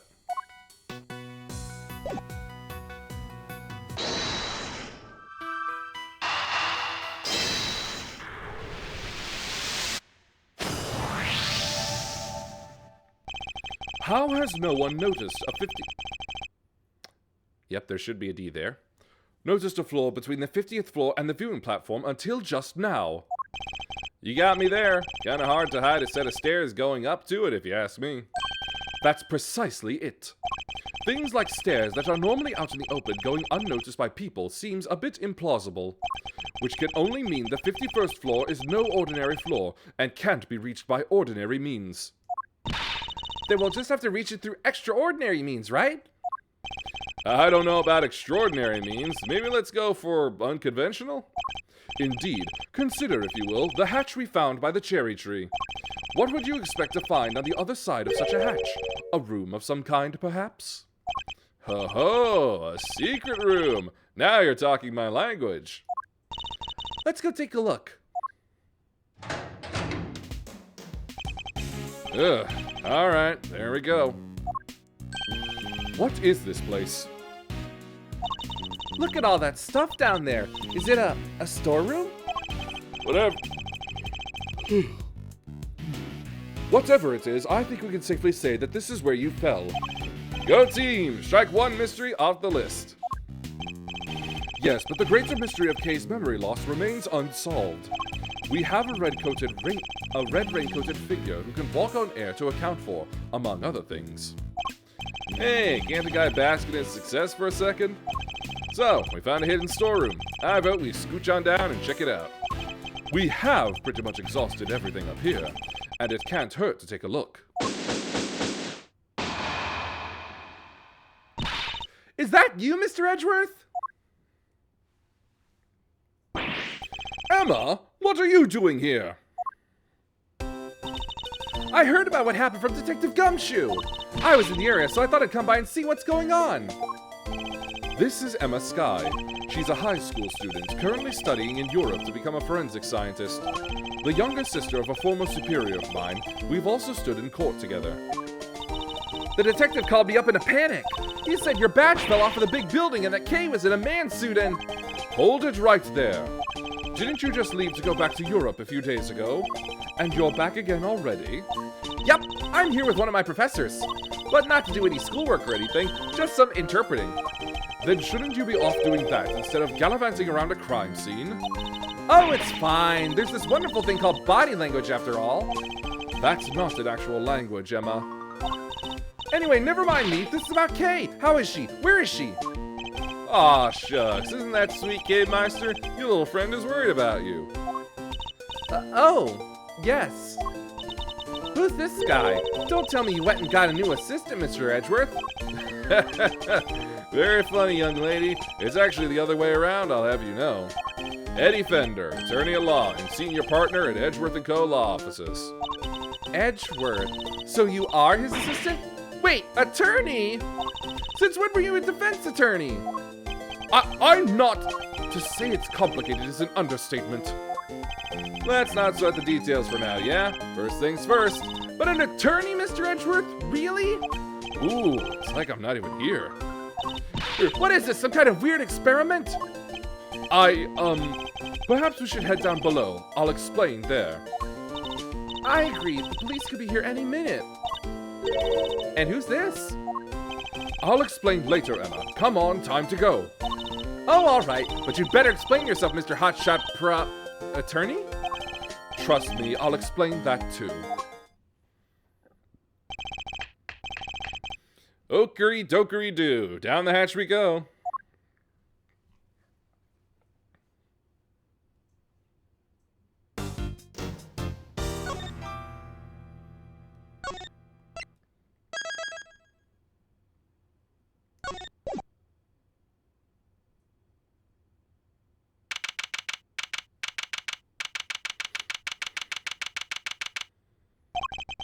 It's dark as a grave down here. Can't see the nose in front of my roguishly handsome face. Watch your step, Emma. Ow! I hit my head on something.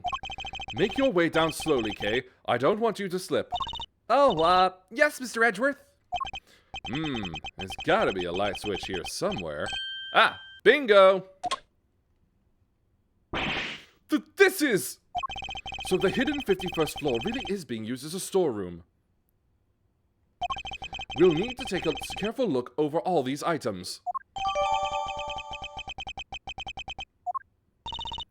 All right, Mr. Edgeworth, you promised me an explanation or three. I did indeed. Where to even start? Whole lot of fun things here. Wow, a lot's been happening, huh? What a case! It's not supposed to fill you with excitement, Emma. Seems you've gotten yourself into a real pickle, Mr. Prosecutor Attorney. I'm not an attorney, or a prosecutor anymore. Well, whatever you are, I think it's time for science to lend a helping hand. Don't worry, I brought my entire kit with me. Well, if you're sure. Are you kidding? I live for moments like this. Here, let's make this all official. Good working with you again, Mr. Edgeworth. And you, Miss Skye. And then there were 4. Right, everyone, let's get to work. I want to know where that elevator goes.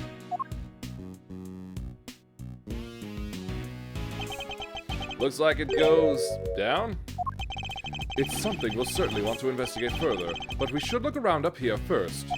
Aye, aye, Captain. Let me know if you find anything juicy. I'll keep trying to see what I can remember. I'll let you know if anything comes up. Thank you, Kay. Emma? Ready, willing, and able to investigate, Mr. Edgeworth. Very well, then let's begin.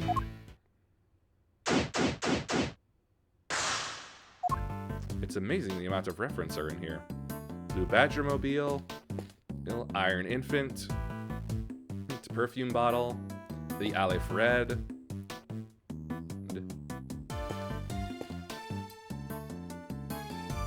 Mr. Grossberg's poster, the suitcase, Mr. Monkey Head, and the Blue Badger.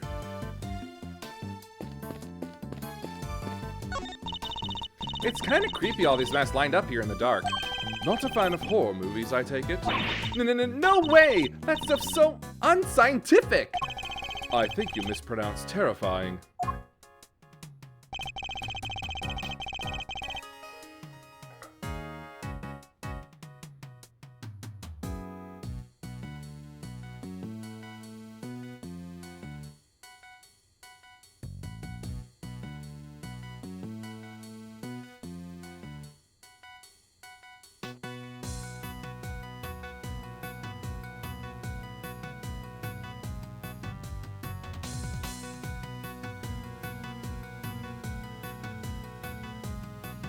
Sorry, phone has been annoying me for a bit, and I was wondering if it was a call I was actually waiting for or not. It's not.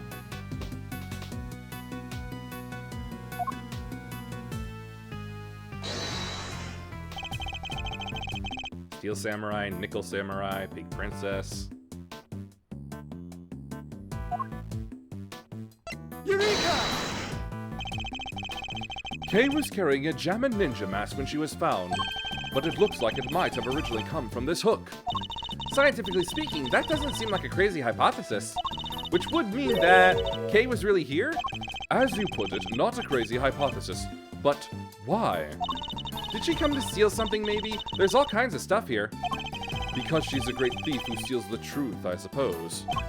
No, I think it's too early to jump to any conclusions.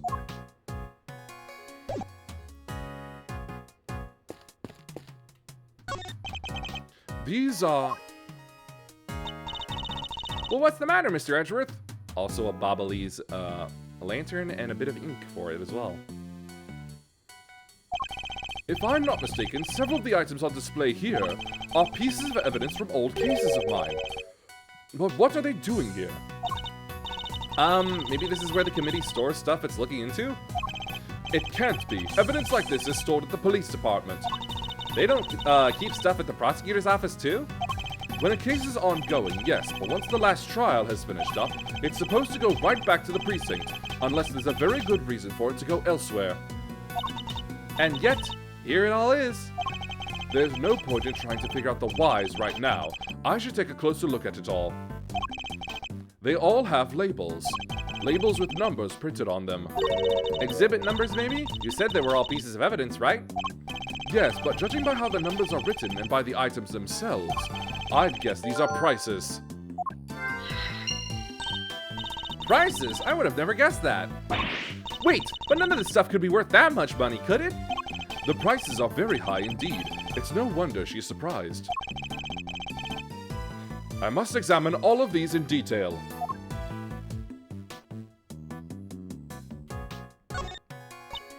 Aw, isn't he a cutie? Look at this fluffy little guy. That's the stuffed animal we found at Gourd Lake. He should be in the possession of the prosecutor in charge of that case.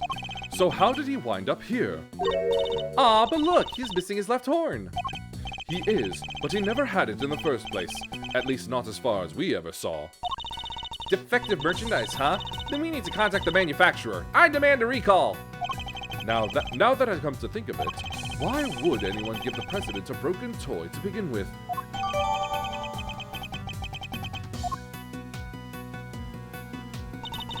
So this storeroom is actually more of a stockroom? It would seem so, much as it pains me to consider such a thing. What kind of person sells off evidence from serious criminal cases? And who to? Who would even want to pay for all this stuff? Somebody, clearly. The price tags are proof of that. Wow, people really will collect anything, huh? Fascinating.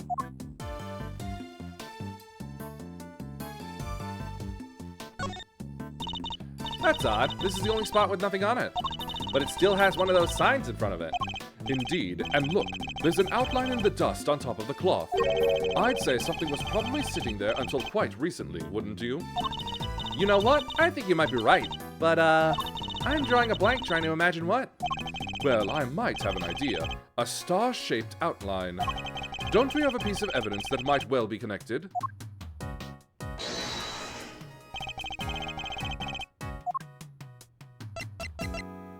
Eureka! The outline in the dust matches the bottom of the candelabrum exactly.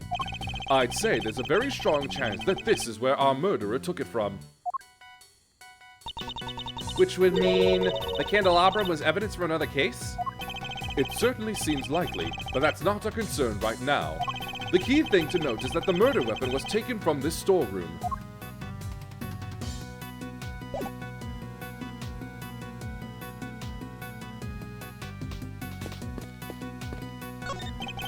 This statue! What is it? Got some new data for me? Not exactly. It's just something from a case I worked on. A piece of evidence. I believe it's called the Alfred statue. And there were two of them, a real one and a fake. Whichever one this is, it shouldn't be here of all places. An old case, huh? Guess you've worked on a bunch of different...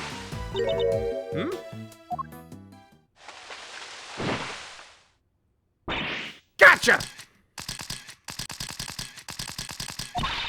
Cognac! Red dang-handed! Guiltier than a tomcat covered in cream! Ah! Ugh, my eyes! Stop that at once! Ain't no stopping my snapping, not till I got every dang detail and then some. Y'all think I'm about to let a bunch of dirty criminals go before I get the shot? Think again. We're not criminals. Yeah, sure, pull the other one. It's got bells on. This here camera's a weapon of justice. It ain't about to be hornswoggled by your cheap denials. Oh, it's you. Huh? Wow, you're that low-down dirty jerk of a prosecutor, ain't you? Who are you calling a low-down dirty jerk? This is Lotta Hart, a photojournalist by trade. We've crossed paths on a few occasions, especially on that one particular case. She's hard to forget, and even harder to get a word in edgewise with. Quit making that face, will ya? That's the face of a no-good schemer if I ever saw one. Seems I didn't leave the best of impressions on her either. Well, it's payback time, Mr. Schemer. You ought to be thankful all I want from you is a couple of pictures. But we're just here to investigate. Sure you are, if by investigate you mean pull the wool over Lotta's mile-wide eyes. Sorry, Mr. Edgeworth, I thought she might listen to me. It didn't hurt to try, I guess, but we're probably better off leaving her alone for now.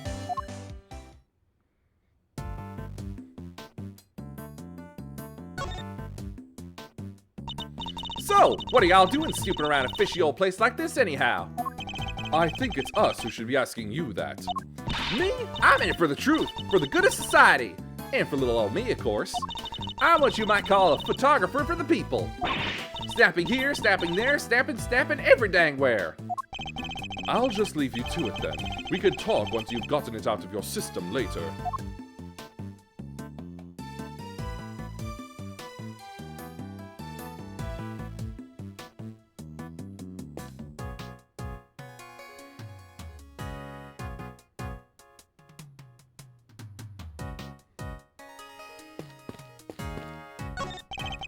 Piles of banknotes, just left out for all to see.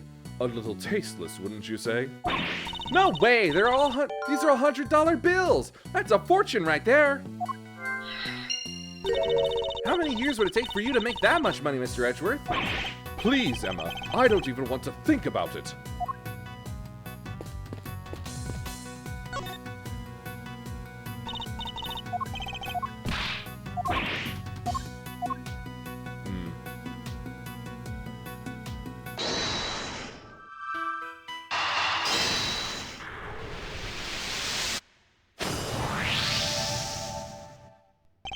We've seen items of old evidence marked with price tags, along with a huge pile of cash.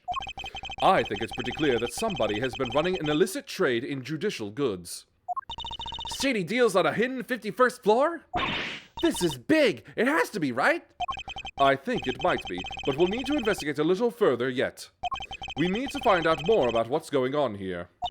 If only there was an eyewitness we could interview. An eyewitness, huh?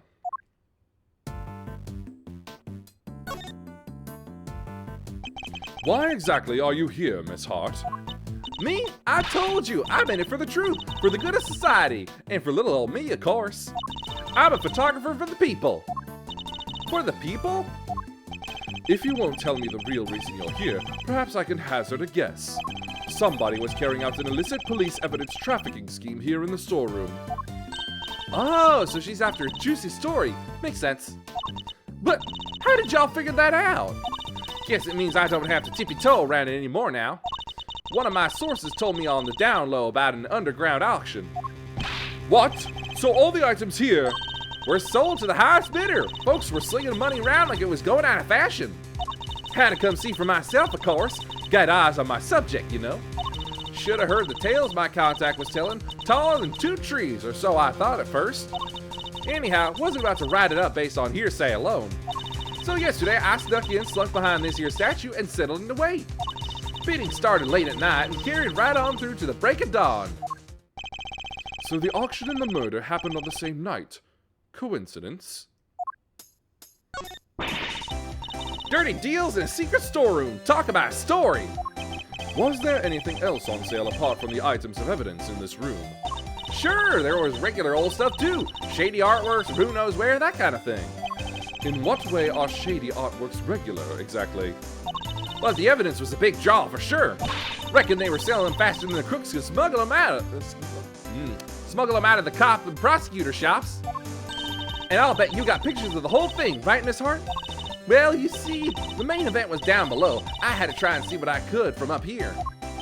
Having been up here since yesterday, I assume you witnessed the entire auction from start to finish then? It was an underground affair, like I said, so folks wasn't exactly giving much away. All them customers came down one at a time from up on the roof there. Threw on masks just as soon as they got down the ladder, and that ain't all. They had voice changer doodads on them, see? Teeny tiny ones, dinkier than a bug's behind. It's so you couldn't see their real faces, and you couldn't hear their real voices. Surreptitious as all heck.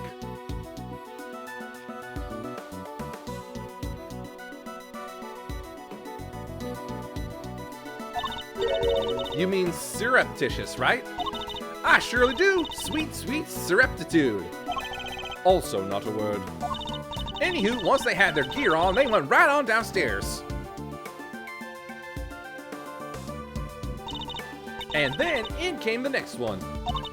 When it came time to leave, they all done the same, but in reverse. Up they came again, one by one by one.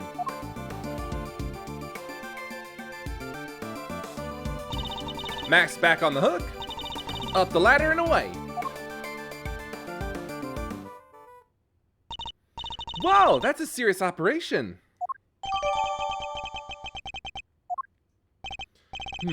And how many participants were there? 11 altogether. I counted them when they came down the ladder.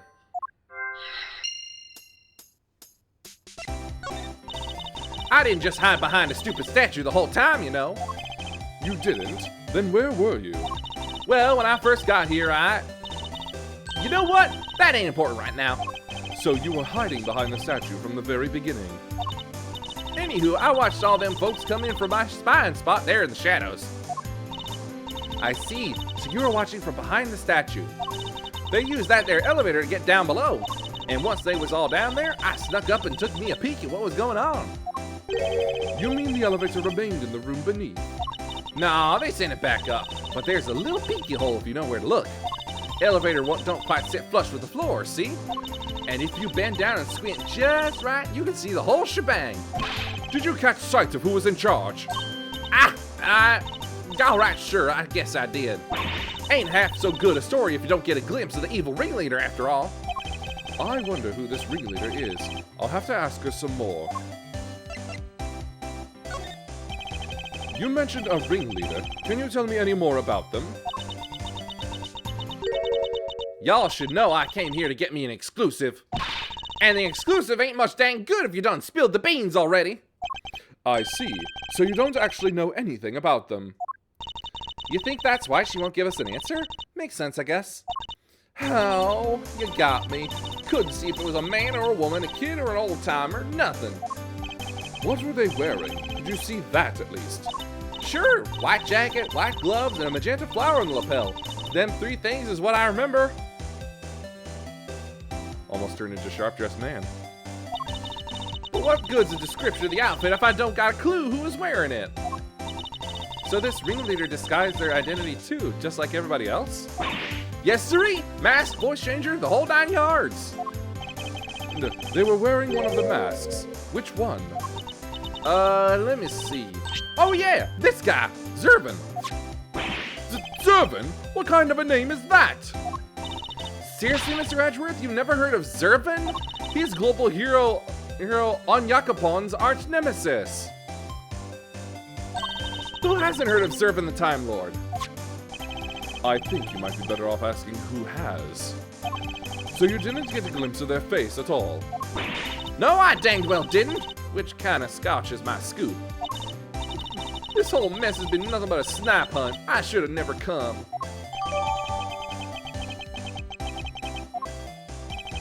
We know of somebody who is dressed like that. Maybe I should try showing that evidence to Miss Hart.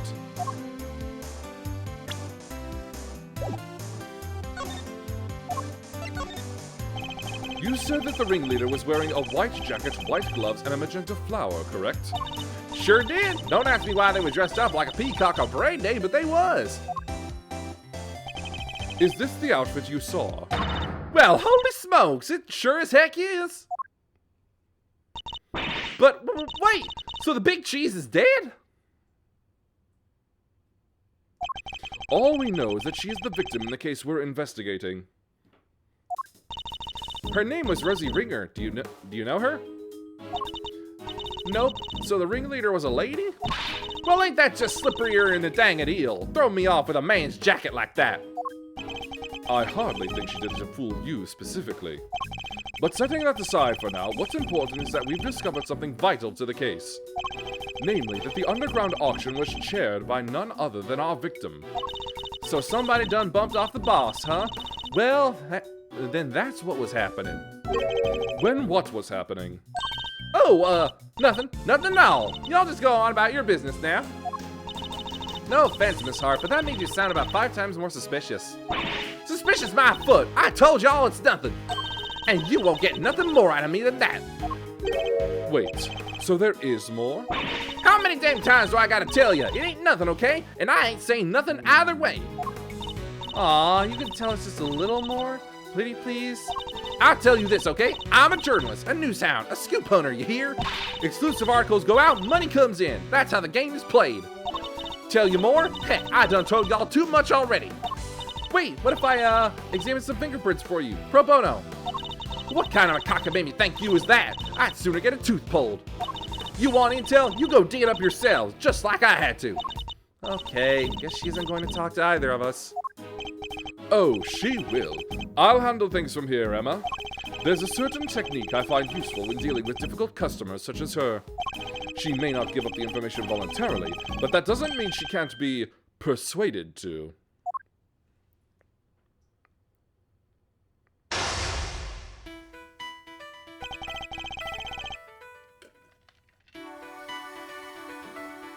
Let's start by observing our opponent.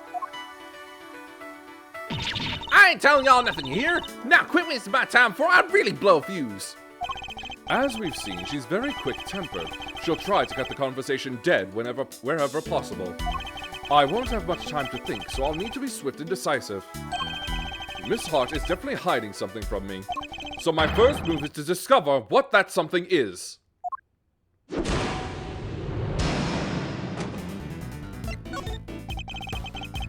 I can see you're a little agitated, Miss Hart. Let's just calm down. I am calm, dang you! Leastways I will be just as soon as y'all quit yanking my dang chain.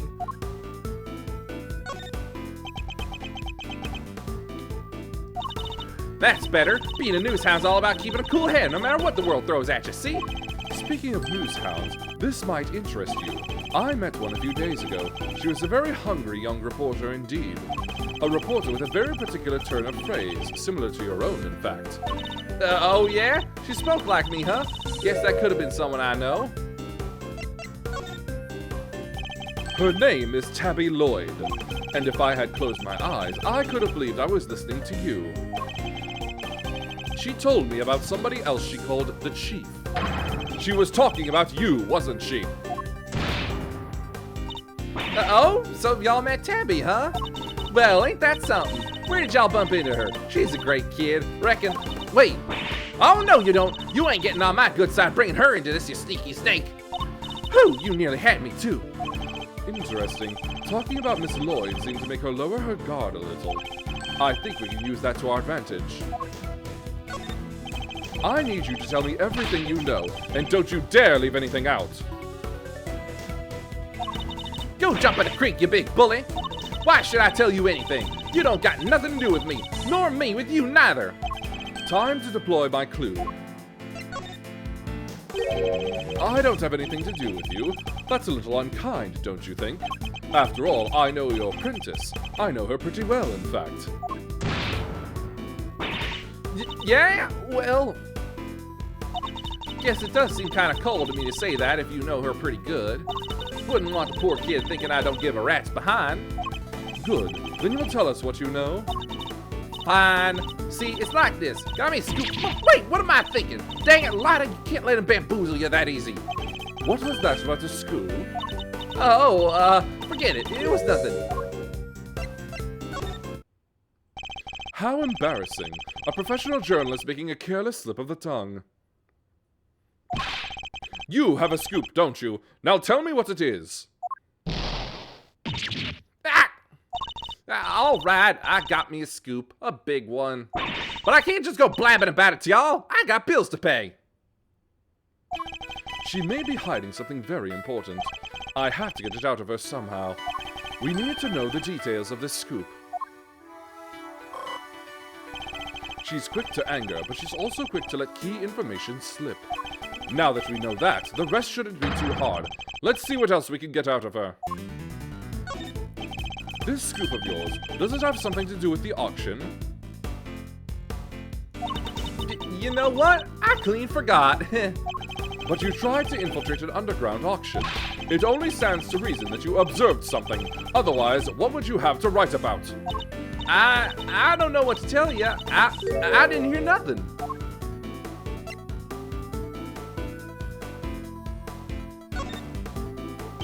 So you didn't hear, if you didn't hear the sound of nothing, does that mean you did hear the sound of something?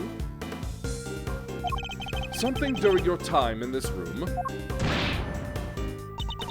Well, see, it wasn't nothing really. Just little noises all. Wouldn't even make page 16. Forget I mentioned it. So something happened during the auction. Something that made a noise of some kind. This could be a valuable clue. Your big scoop involves something criminal in nature, doesn't it? Might be it did, might be it didn't. Which is it? This is important. All right. You don't gotta holler at me like that. I ain't done nothing shameful or nothing. Just snuck in and did some undercover reporting.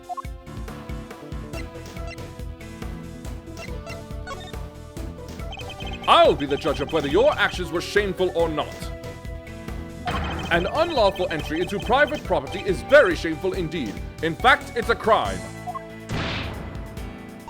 Hey, you did the exact same thing, genius.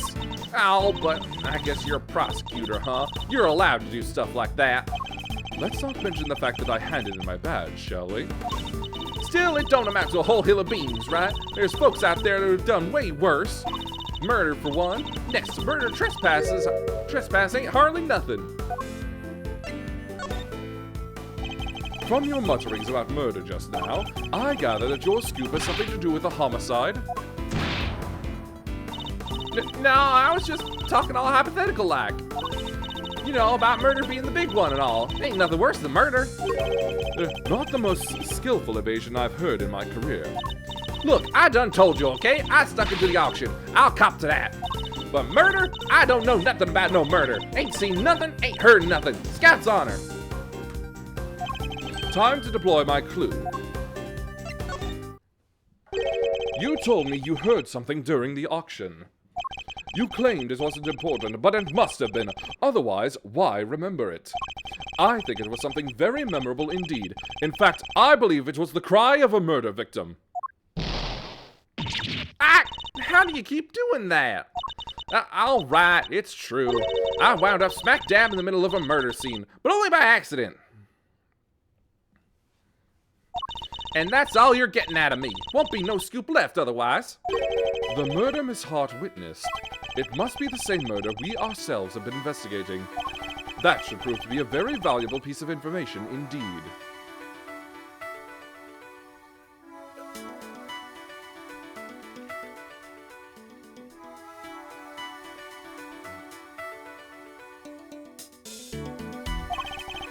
Perhaps we should finish up by confirming the credibility of her claim. I have her on the back foot now. Time to finish this. You said you wound up in the middle of a murder scene. Is that really true? You're calling me a liar now? Hoo-wee, now I'm mad, real mad. I'm a journalist. How am I gonna sell stories if folks can't trust that I'm telling the truth? I got me a motto, you know? Faster than anybody, honester than everybody. A motto, huh? That could be an important clue. I should bear it in mind. I need you to describe the murder in detail. It's vitally important. Wish I could help y'all, but I don't rightly recall a whole bunch. Ain't much I can tell you. Sorry, I mean, look at me. Can't even get my facts straight half the time. Time to deploy my clue. I can't imagine that being so vague on the facts is a trait valued among journalists. Surely accuracy and honesty are what's necessary when reporting on a story. We'll see. It seems your so-called information is not credible after all. Look, there was a murder, and I was there. I can even prove it.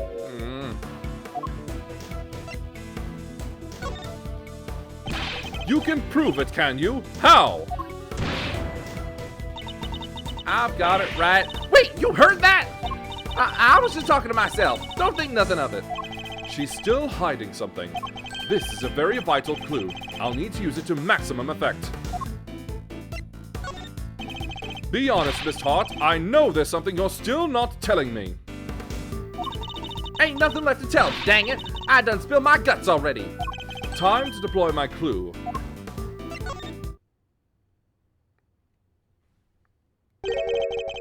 I know you've been keeping something from me, and that something is proof. Proof related to the murder you witnessed. Proof sound enough to form the basis of a story you're hoping to sell. Ah! Dang it all to heck. Give me a break, will ya? I'll come clean, okay? That's what you want, right? Here, I done snapped me a photo. Ad break.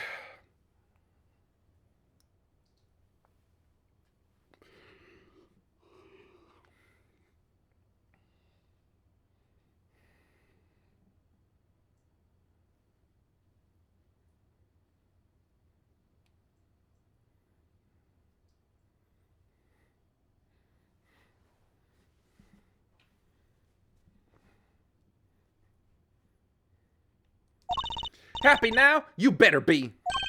And that's checkmate.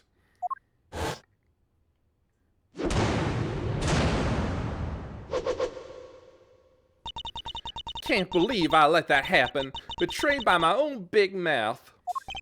Well, it happened, so it's time to tell us everything. I saw the whole thing. Watched that auction from start to finish. But you didn't just watch it, right? You took pictures too. Yeah, about that. So like I said, I was spying on the whole thing right from the get-go. They was all shouting out bids and somebody'd win something, and bam, down comes the hammer. Head on upstairs and pay, shouts the old ringleader, and then the whole thing starts over again. Anyhow, as soon as that happened, I had to think quick. That's when I ran behind that there statue and hid. And who was it that eventually appeared? Didn't see nothing, but I heard something that made me pretty sure it was whoever placed the winning bid. The sweet, sweet sound of cold hard cash. I'm not sure I have any idea what that sounds like. The sound of someone counting bills, perhaps? Anyhow, the deal was you settled your bills up here. I heard two people yabbering for a little while. Wait, so two people came up on the elevator? You betcha. My guess is the other one was our friend, the ringleader. Anyway, yabber, yabber, yabber, on it goes for a little while, and then, ah, a scream. Well, that shook me up pretty good, so I hunkered down in my hiding place and tried to stay out of sight. But you didn't see the moment of the murder? Nah, but I heard it real good. You didn't try and help whoever was being attacked? Quit trying to be funny, girlie. It don't suit you none. I'm just a dainty little journalist all on her lonesome. You think I was fixing to jump in and save the day? Dainty? Anyhow, then there was a bunch of rustling sounds. Right about when that was happening, I got to feeling pretty bad about what I'd done. That makes sense, I guess. After all, I didn't remember to get out my camera and snap even a single picture. Scoop like that drops right in my lap and I miss it. Somebody ought to tear my hide. Anyhow, then a little more time goes by and there's this kind of clattering noise. I'm there thinking, gotta get this shot this time, and so I grab one real quick from in the shadows there. Could we see this photograph? Oh, do I have to? Oh, here.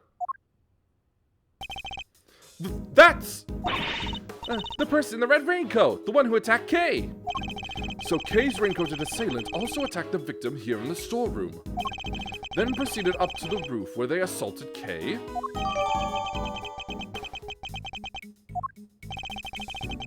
There's only one person in this picture. Where is the victim? Weird, huh? I wondered the same thing. Heard two people, but there was only one in the shot I got. And I didn't see nobody nowhere else in the room neither. Well, that's the killer, all right. Leastways, I'm pretty sure it is. So are we saying the victim disappeared? How did you know it was the killer just by looking? Because they're literally red-handed with blood. How else would that get there, huh? And the auction just carried on after that? Sure did. They just went right along like nothing had happened. Rich folks is crazier than a box of frogs. I'll never understand how they think. Funny, I find journalists a struggle to understand as well.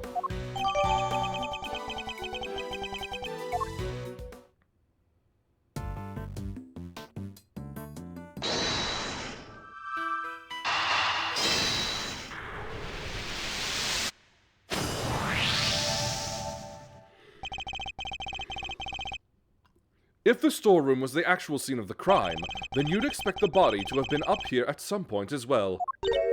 Huh? Well, yeah. But think back to what Miss Hart told us about how the customers left the auction. Do you remember? Of course! They came up from downstairs, back through the storeroom and... Oh! Exactly. The killer would have had to hide the body in order to avoid its discovery.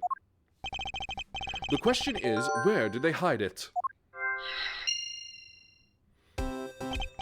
Emma, if you would mind putting your skills to work for me now. I'd love to! You just say what you need and I'll get right on it. Very well. Then I'd like you to check for blood residue. A luminol test, in other words. Sure thing. Prepare to witness the power of science. I've never seen somebody's eyes actually sparkle with anticipation before. All right, how about we test the ladder over there first? Based on Miss Hart's picture, I'd say the person in the red raincoat was about to climb it and make their escape. Which means there's a high chance of a positive result.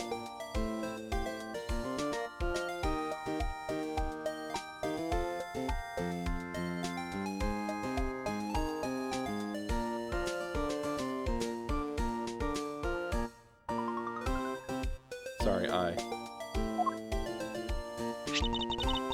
Test an area, just press A. That'll spray a little luminol on it. And if it happens to land on some blood, you'll see it react like this. It still feels super raw to see it just appear like that. Anyway, that's a positive, but it's still faint. Spraying it a couple more times should be enough to really make it stand out. Yeah, that brought it out nicely, and made it feel that much more real. Anyway, I think you've got the gist of how to look for blood traces now, huh? Right? I'm sure there's still some more to be found, so why don't you give it a try?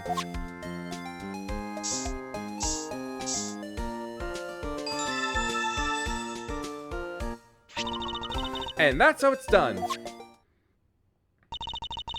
Take a good look around and see if you can find some other places to test with the luminol. You want to test there? Just spray some luminol at any place suspicious.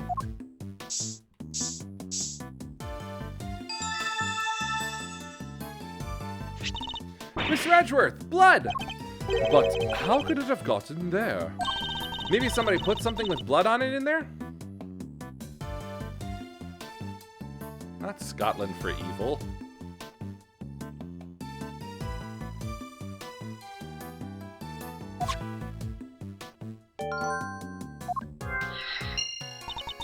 There are still places we haven't tested yet.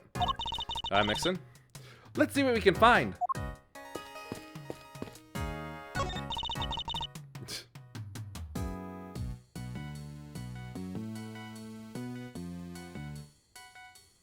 Emma's not that strange. Oh, and I forgot the win through compromise banner from Tender Lender.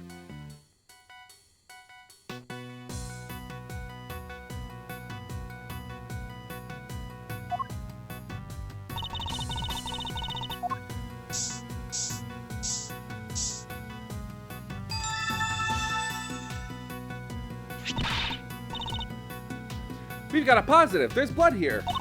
But how come? Probably because this is where the murder was actually committed, I'd say. Ooh, looks like some of it dripped through to the floor below, too.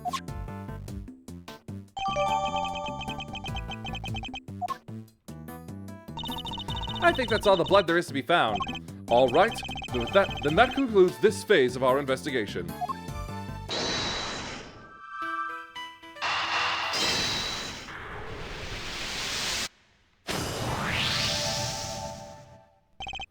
Blood in the clothes box can only mean one thing. That is where the body was hidden. I'm certain of it. I wonder who won the box in the auction. I haven't the foggiest. Still, it's a very helpful discovery.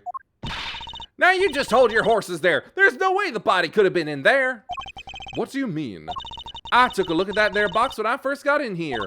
Looked to be just about the perfect size for a little hide-and-go-seek if the need arose. And maybe it would have been, if I could have opened it. But it was wrapped in chains and locked up tight, and I ain't no escapologist. The murder happened just a little after I scoped it out, so can't nobody have put nobody in there. Wrapped in chains and locked up tight, you say?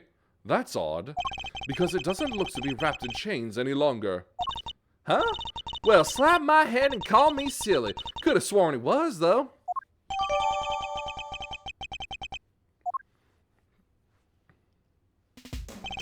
I think we've examined all we can now.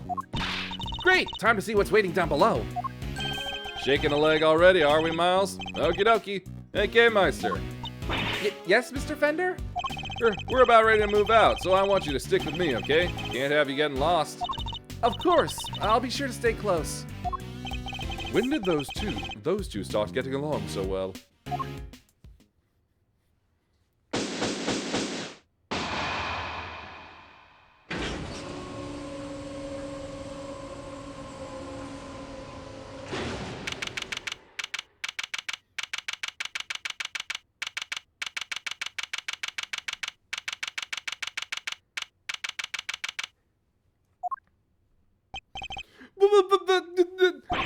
Mr. Edgeworth!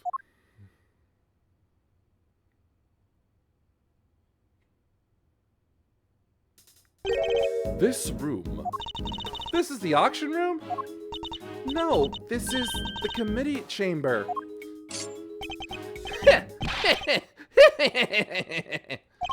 Way to drop right into my lap, Kay Faraday. You've got real guts, I'll give you that. Arrest her, men! Arrest her right now! Wait, but she's... As for the rest of the riffraff, throw them out into the streets where they belong.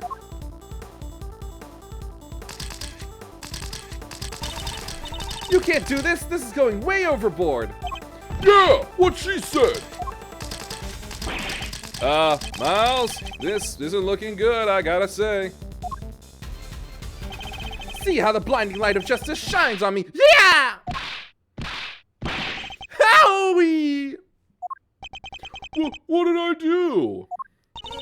You'll have to forgive me. I meant to hit a certain cowardly ex-prosecutor. You weren't aiming for him, you were aiming straight at me!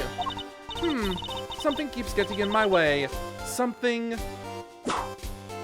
Yeah! Right there. Franziska. So, what are you doing here, Mr. Ex-Prosecutor? I still believe Kay to be innocent. And we're supposed to care what you believe? You no longer have the right to an opinion. I am Franziska von Karma, and I have no intention of stopping here or now. But you chose to stop by giving up your badge, and so our game has already come to an end.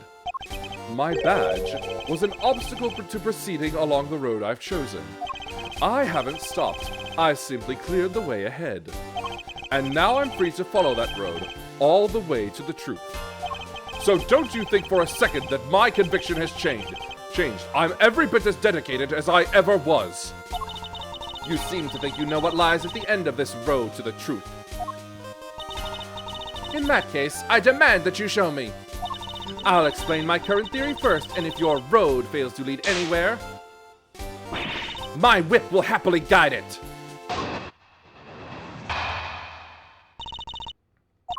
The victim used her keycard and entered this chamber with her killer. She was then stabbed with the candelabrum by the culprit and subsequently died as a result. We know the identity of the murderer thanks to the letters she exchanged with the victim.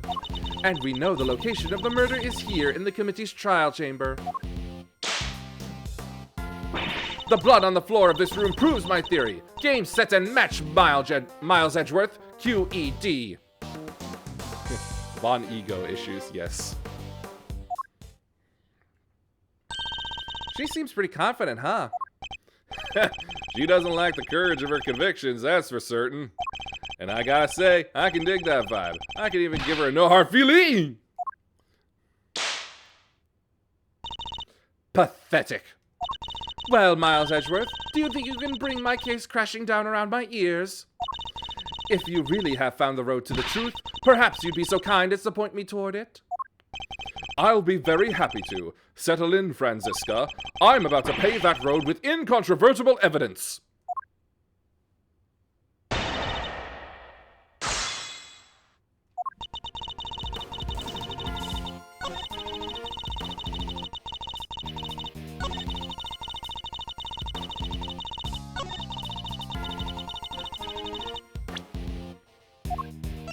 Objection!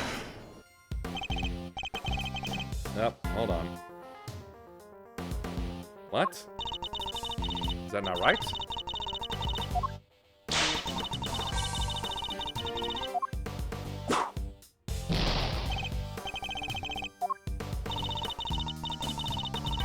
Van Pissy? Oh, let's not attribute that to her as well.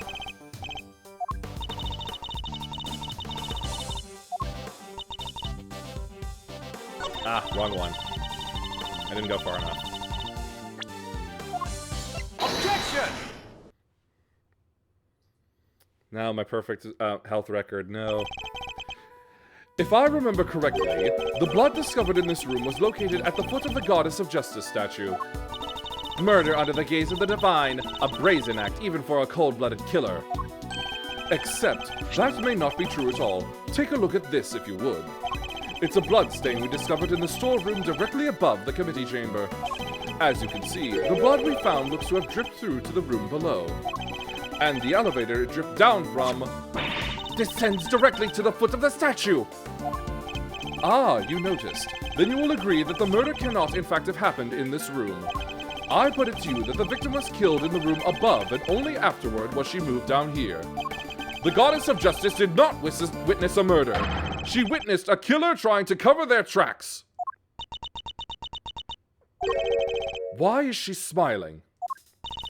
Sorry, I was just thinking back to a very similar situation. Well done, Miles Edgeworth. You've proven yourself to be even more foolish than I thought. Mr. Edgeworth is anything but a fool, sir, and you know it. Huge! Have you forgotten the picture you just showed me, or are you really that airheaded? Even a cursory glance showed that there was far more blood here in the committee chamber than upstairs. Ouch! Whipped and ignored again. Wish I'd get some too! You're trying to tell me that all of that blood dripped down from above, Miles Edgeworth? If it had, your storeroom stain would need to be 10 times as big. I say the murder happened down here. There's no way it could have happened anywhere else. As insightful as ever, Franziska, But you've played right into my hands. How so? You are correct. There is far less blood upstairs than one would expect. The question is, why? A trifling detail in the face of my previous explanation. Alas, your explanation doesn't account for why there was blood in the storeroom in the first place. Surely you don't think some spatter managed to shoot itself all the way up there, do you? Whoa! Like some crazy fountain of blood? No way! No way indeed. It's completely impossible. So how about this? What if this explains the difference in the amounts of blood observed? There was far more blood in the committee chamber than in the storeroom above because...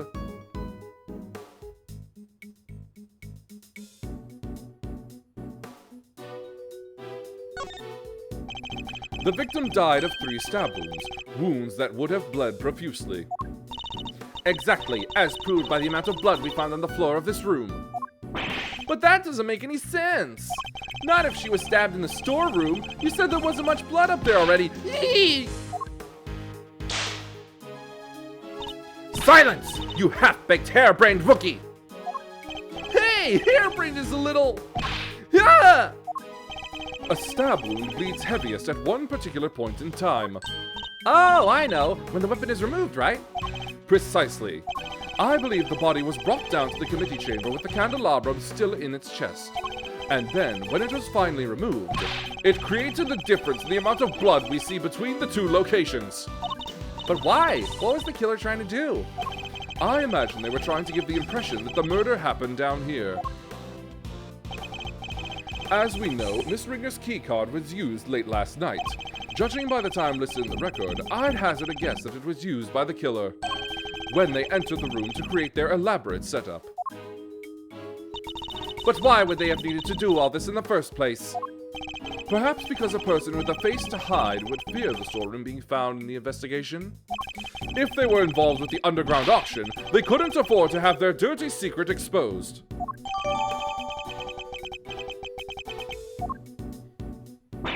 Underground auction? You should take a look at the storeroom for yourself. The items up there tell quite a story.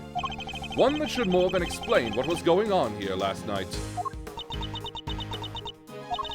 It's almost endearing, Miles Edgeworth, how desperately you want to protect your friend. There's something just beneath the surface. There's an of missing there. Surface of this case, something bigger than all of us. And Kay's only crime was to have the bad fortune to fall right into the middle of it. That's quite the hyperbolic claim, Miles Edgeworth. Hyperbolic? Me? Surely you're the one making a mountain out of my perfectly reasonable molehill.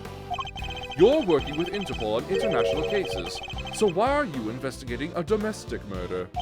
I'll tell you why, because this case has something to do with the smuggling ring you've been chasing. You followed the trail of items being smuggled by the ring and wound up here. Tell me I'm wrong. Tell me that the something I sense isn't related to any of this. I'm very happy to learn that you giving up your badge didn't completely relieve you of your senses. Scruffy here told me about the circumstances that led up to that, by the way. Sorry, sir. I just thought it might help, you know? You did the right thing, Detective. So, am I right, Franziska? Is this incident part of a broader case you're working? Was the underground auction already on Interpol's radar? Wouldn't you like to know? But you don't need to, and so you won't. Then you knew, didn't you, that the auction was being held here in this chamber? Hey, y'all mind if I butt in for a sec? Your victim over there, the lady in the white? You! Hey, let a gal finish, will ya? No good butting in pain in the you-know-what. Yout! Well, this leopard sure ain't changed her spots. Your testimony is not required, and neither is your presence. What do you mean? I'm a journalist. You can't help. You're a liar is what you are. You lied under oath that one time. Seems like Miss Von Karma's none too fond of Miss Hart, huh? I don't think she's her biggest fan, no. What's she called? Ringer, right? She was a member of this here committee? Well, she's dressed exactly like the ringleader of that there secret auction. Ah! Stop it! Stop whipping me, dang it! What is the meaning of this interruption? Miles Edgeworth, explain! Miss Hart here helped us out by describing how the auctioneer was dressed. And it seems they were wearing the exact same outfit as the victim, Miss Rosie Ringer. But that would mean that the victim was also the ringleader. No, how about we just calm down, sir? It seems I have some new information to consider. It's true that I came here to investigate the underground auction, and to arrest its head of operations, the auctioneer. But if Miss Hart is to be believed, the ringleader is dead. I guess that means your journey here today was wasted. I suppose it does. Nonetheless, I, Franziska von Karma, I refuse to leave empty-handed. Time for a rematch, Miles Edgeworth. Fine by me. But you may find that your whip will go sorely underused this round. Fine, I accept your little explanation. That would make the storeroom the actual scene of the crime, yes? In which case, the murderer is someone connected to the auction. And if the photographer is to be believed, the victim was the auctioneer, and the culprit was an attendee. The killer lay in wait for the victim in the storeroom where the exchange of illicit goods was to take place. They then stabbed the victim in the chest with a piece of merchandise, the candelabra.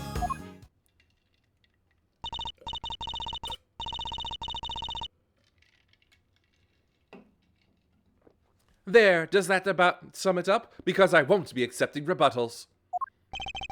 I'm afraid you may have to. There is a serious hole in your testimony. There is? I didn't spot any. Good thing you're the one in charge here, Mr. Edgeworth. All right then, time to fight back. You have to win this for us. And I will. Time to take Franziska's testimony to task.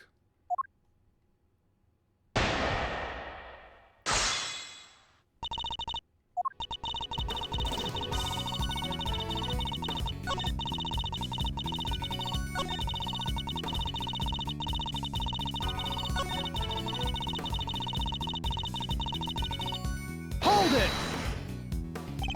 How exactly did they manage that, may I ask? Miss Hart was in the storeroom too, remember? Objection! Yes, hiding someplace. And if you've seen the storeroom yourself, you'll know that there are plenty of other places to hide too. So you're saying the killer was hiding out of sight while they awaited the victim's arrival? I believe we can reasonably assume that the murder took place after the auction had concluded. After all, the victim was the auctioneer herself. She would surely have needed to be present throughout the proceedings. She thinks it happened afterward. Would you mind adding that statement to your testimony, Franziska? I believe we can reasonably assume that the murder took place after the auction had concluded. Objection! It seems you're one step behind yet again, Franziska. How so? The auctioneer was not in fact the victim, and I can prove it.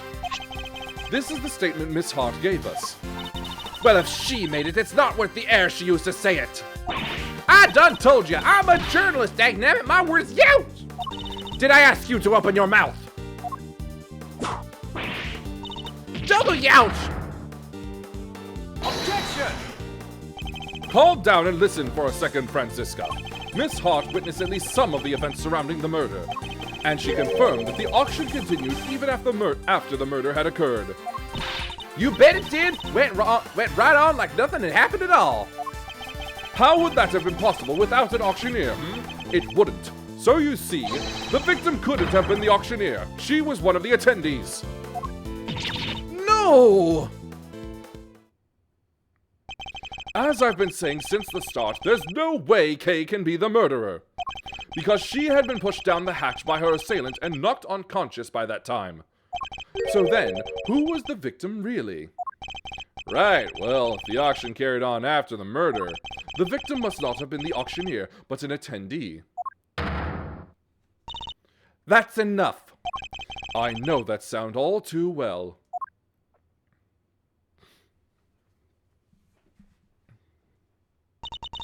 Order in the courtroom. All rise for the chairman.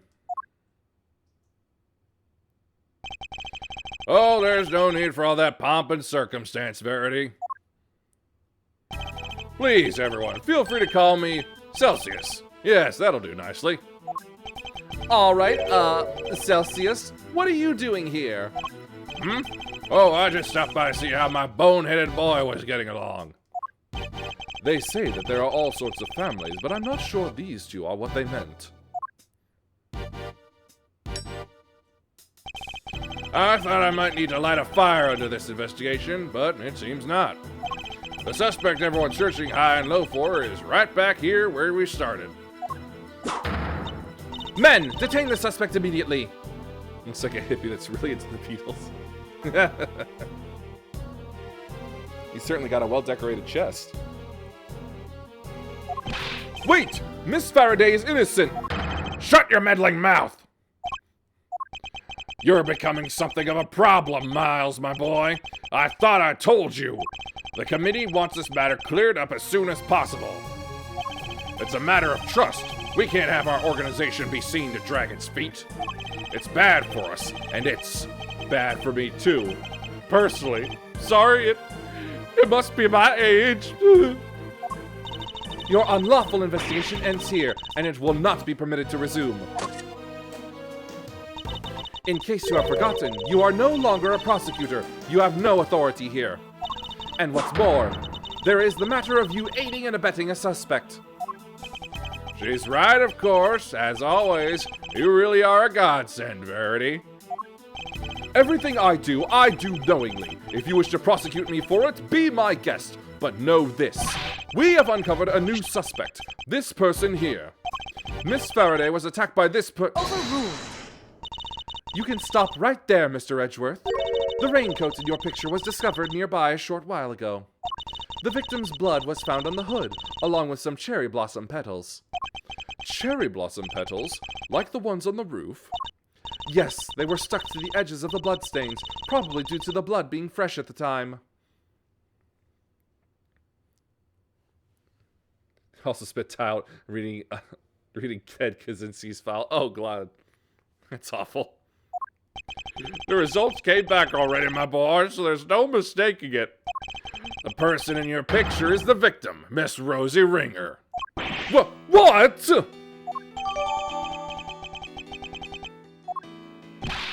No! This completely undermines our entire case! All our assumptions were based on the person in the red raincoat being the killer. But if they were the victim instead, then Kay remains at the top of the suspect list. Miss Faraday, you testified to having encountered a person in a red raincoat up on the roof, correct? Yes, I did. We now know that the person was the murder victim. And you are the only person we know of who came into contact with her. Since one of you wound up dead, I think we all know how that encounter went. Objection! No! Kay was attacked by that person! Since she is the victim here, not the aggressor! Overruled. As far as I recall, we have yet to see any evidence that proves she was attacked as you claim. And even if such proof existed, Miss Ringer could simply have been acting in self-defense. Well, you can't just jump to conclusions like that! Kay is innocent! But I'm not. Kay? I'm not innocent. I don't want to believe it, but I remembered something. Hearing about the raincoat brought it back. It's just a flash, but I remember what I saw now. Right when it happened. The murderer, it was me. I remember looking down and the person in the red raincoat was on the ground. It was me, Mr. Edgeworth. It was me all along. I'm the murderer. I'm the murderer. No, you're not. You can't be. Then what am I? Why do I have a memory like that? They were on the floor in front of me. There was a pool of blood. Why was I just standing there? Why didn't I do something? I know why. It's because I was the killer. This court recognizes the legitimacy of the accused's memories. What? You said you didn't believe her like 5 minutes ago.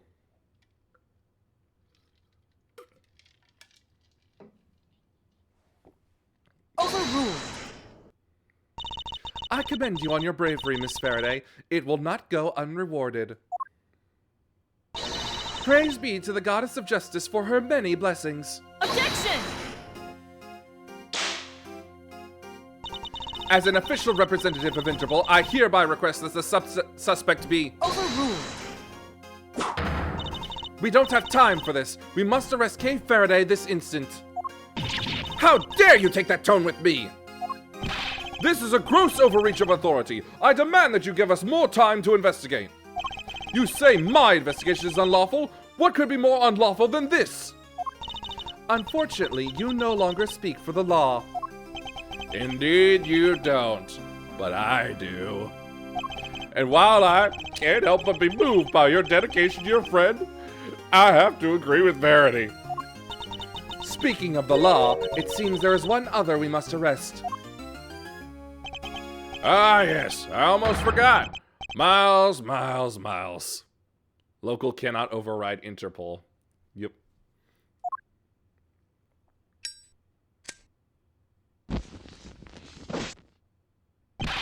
What are you talking about? Mr. Edgeworth was just doing his job. He didn't do anything wrong. He wasn't doing squat. By which I mean to say, unfortunately, Miles is no longer serving in any kind of official capacity.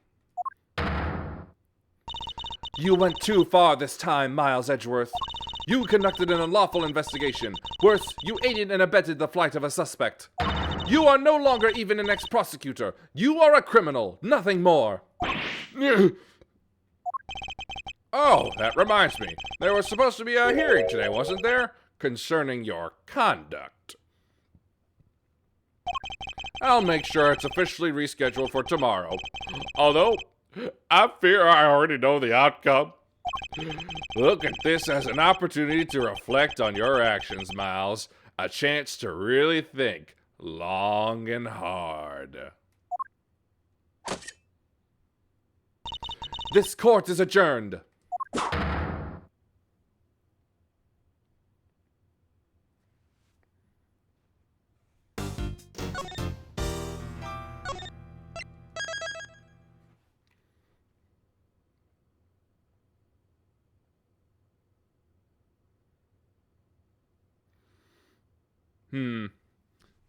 I was thinking about continuing because I feel like my voice could do some more, but then I looked through and I was like, no, it's far too long.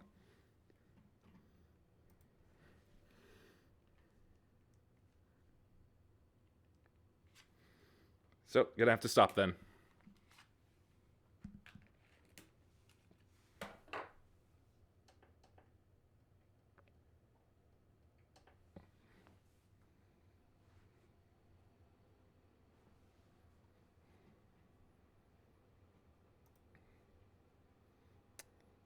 Man, it's surprising what voices I come up with use for characters when I don't prepare for them. Like, I had nothing prepared for Excelsius.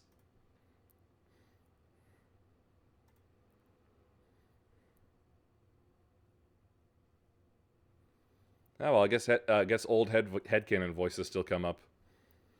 Let's see here.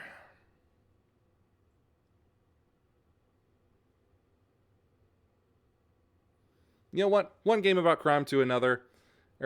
Let's go see Lum. She's doing Danganronpa.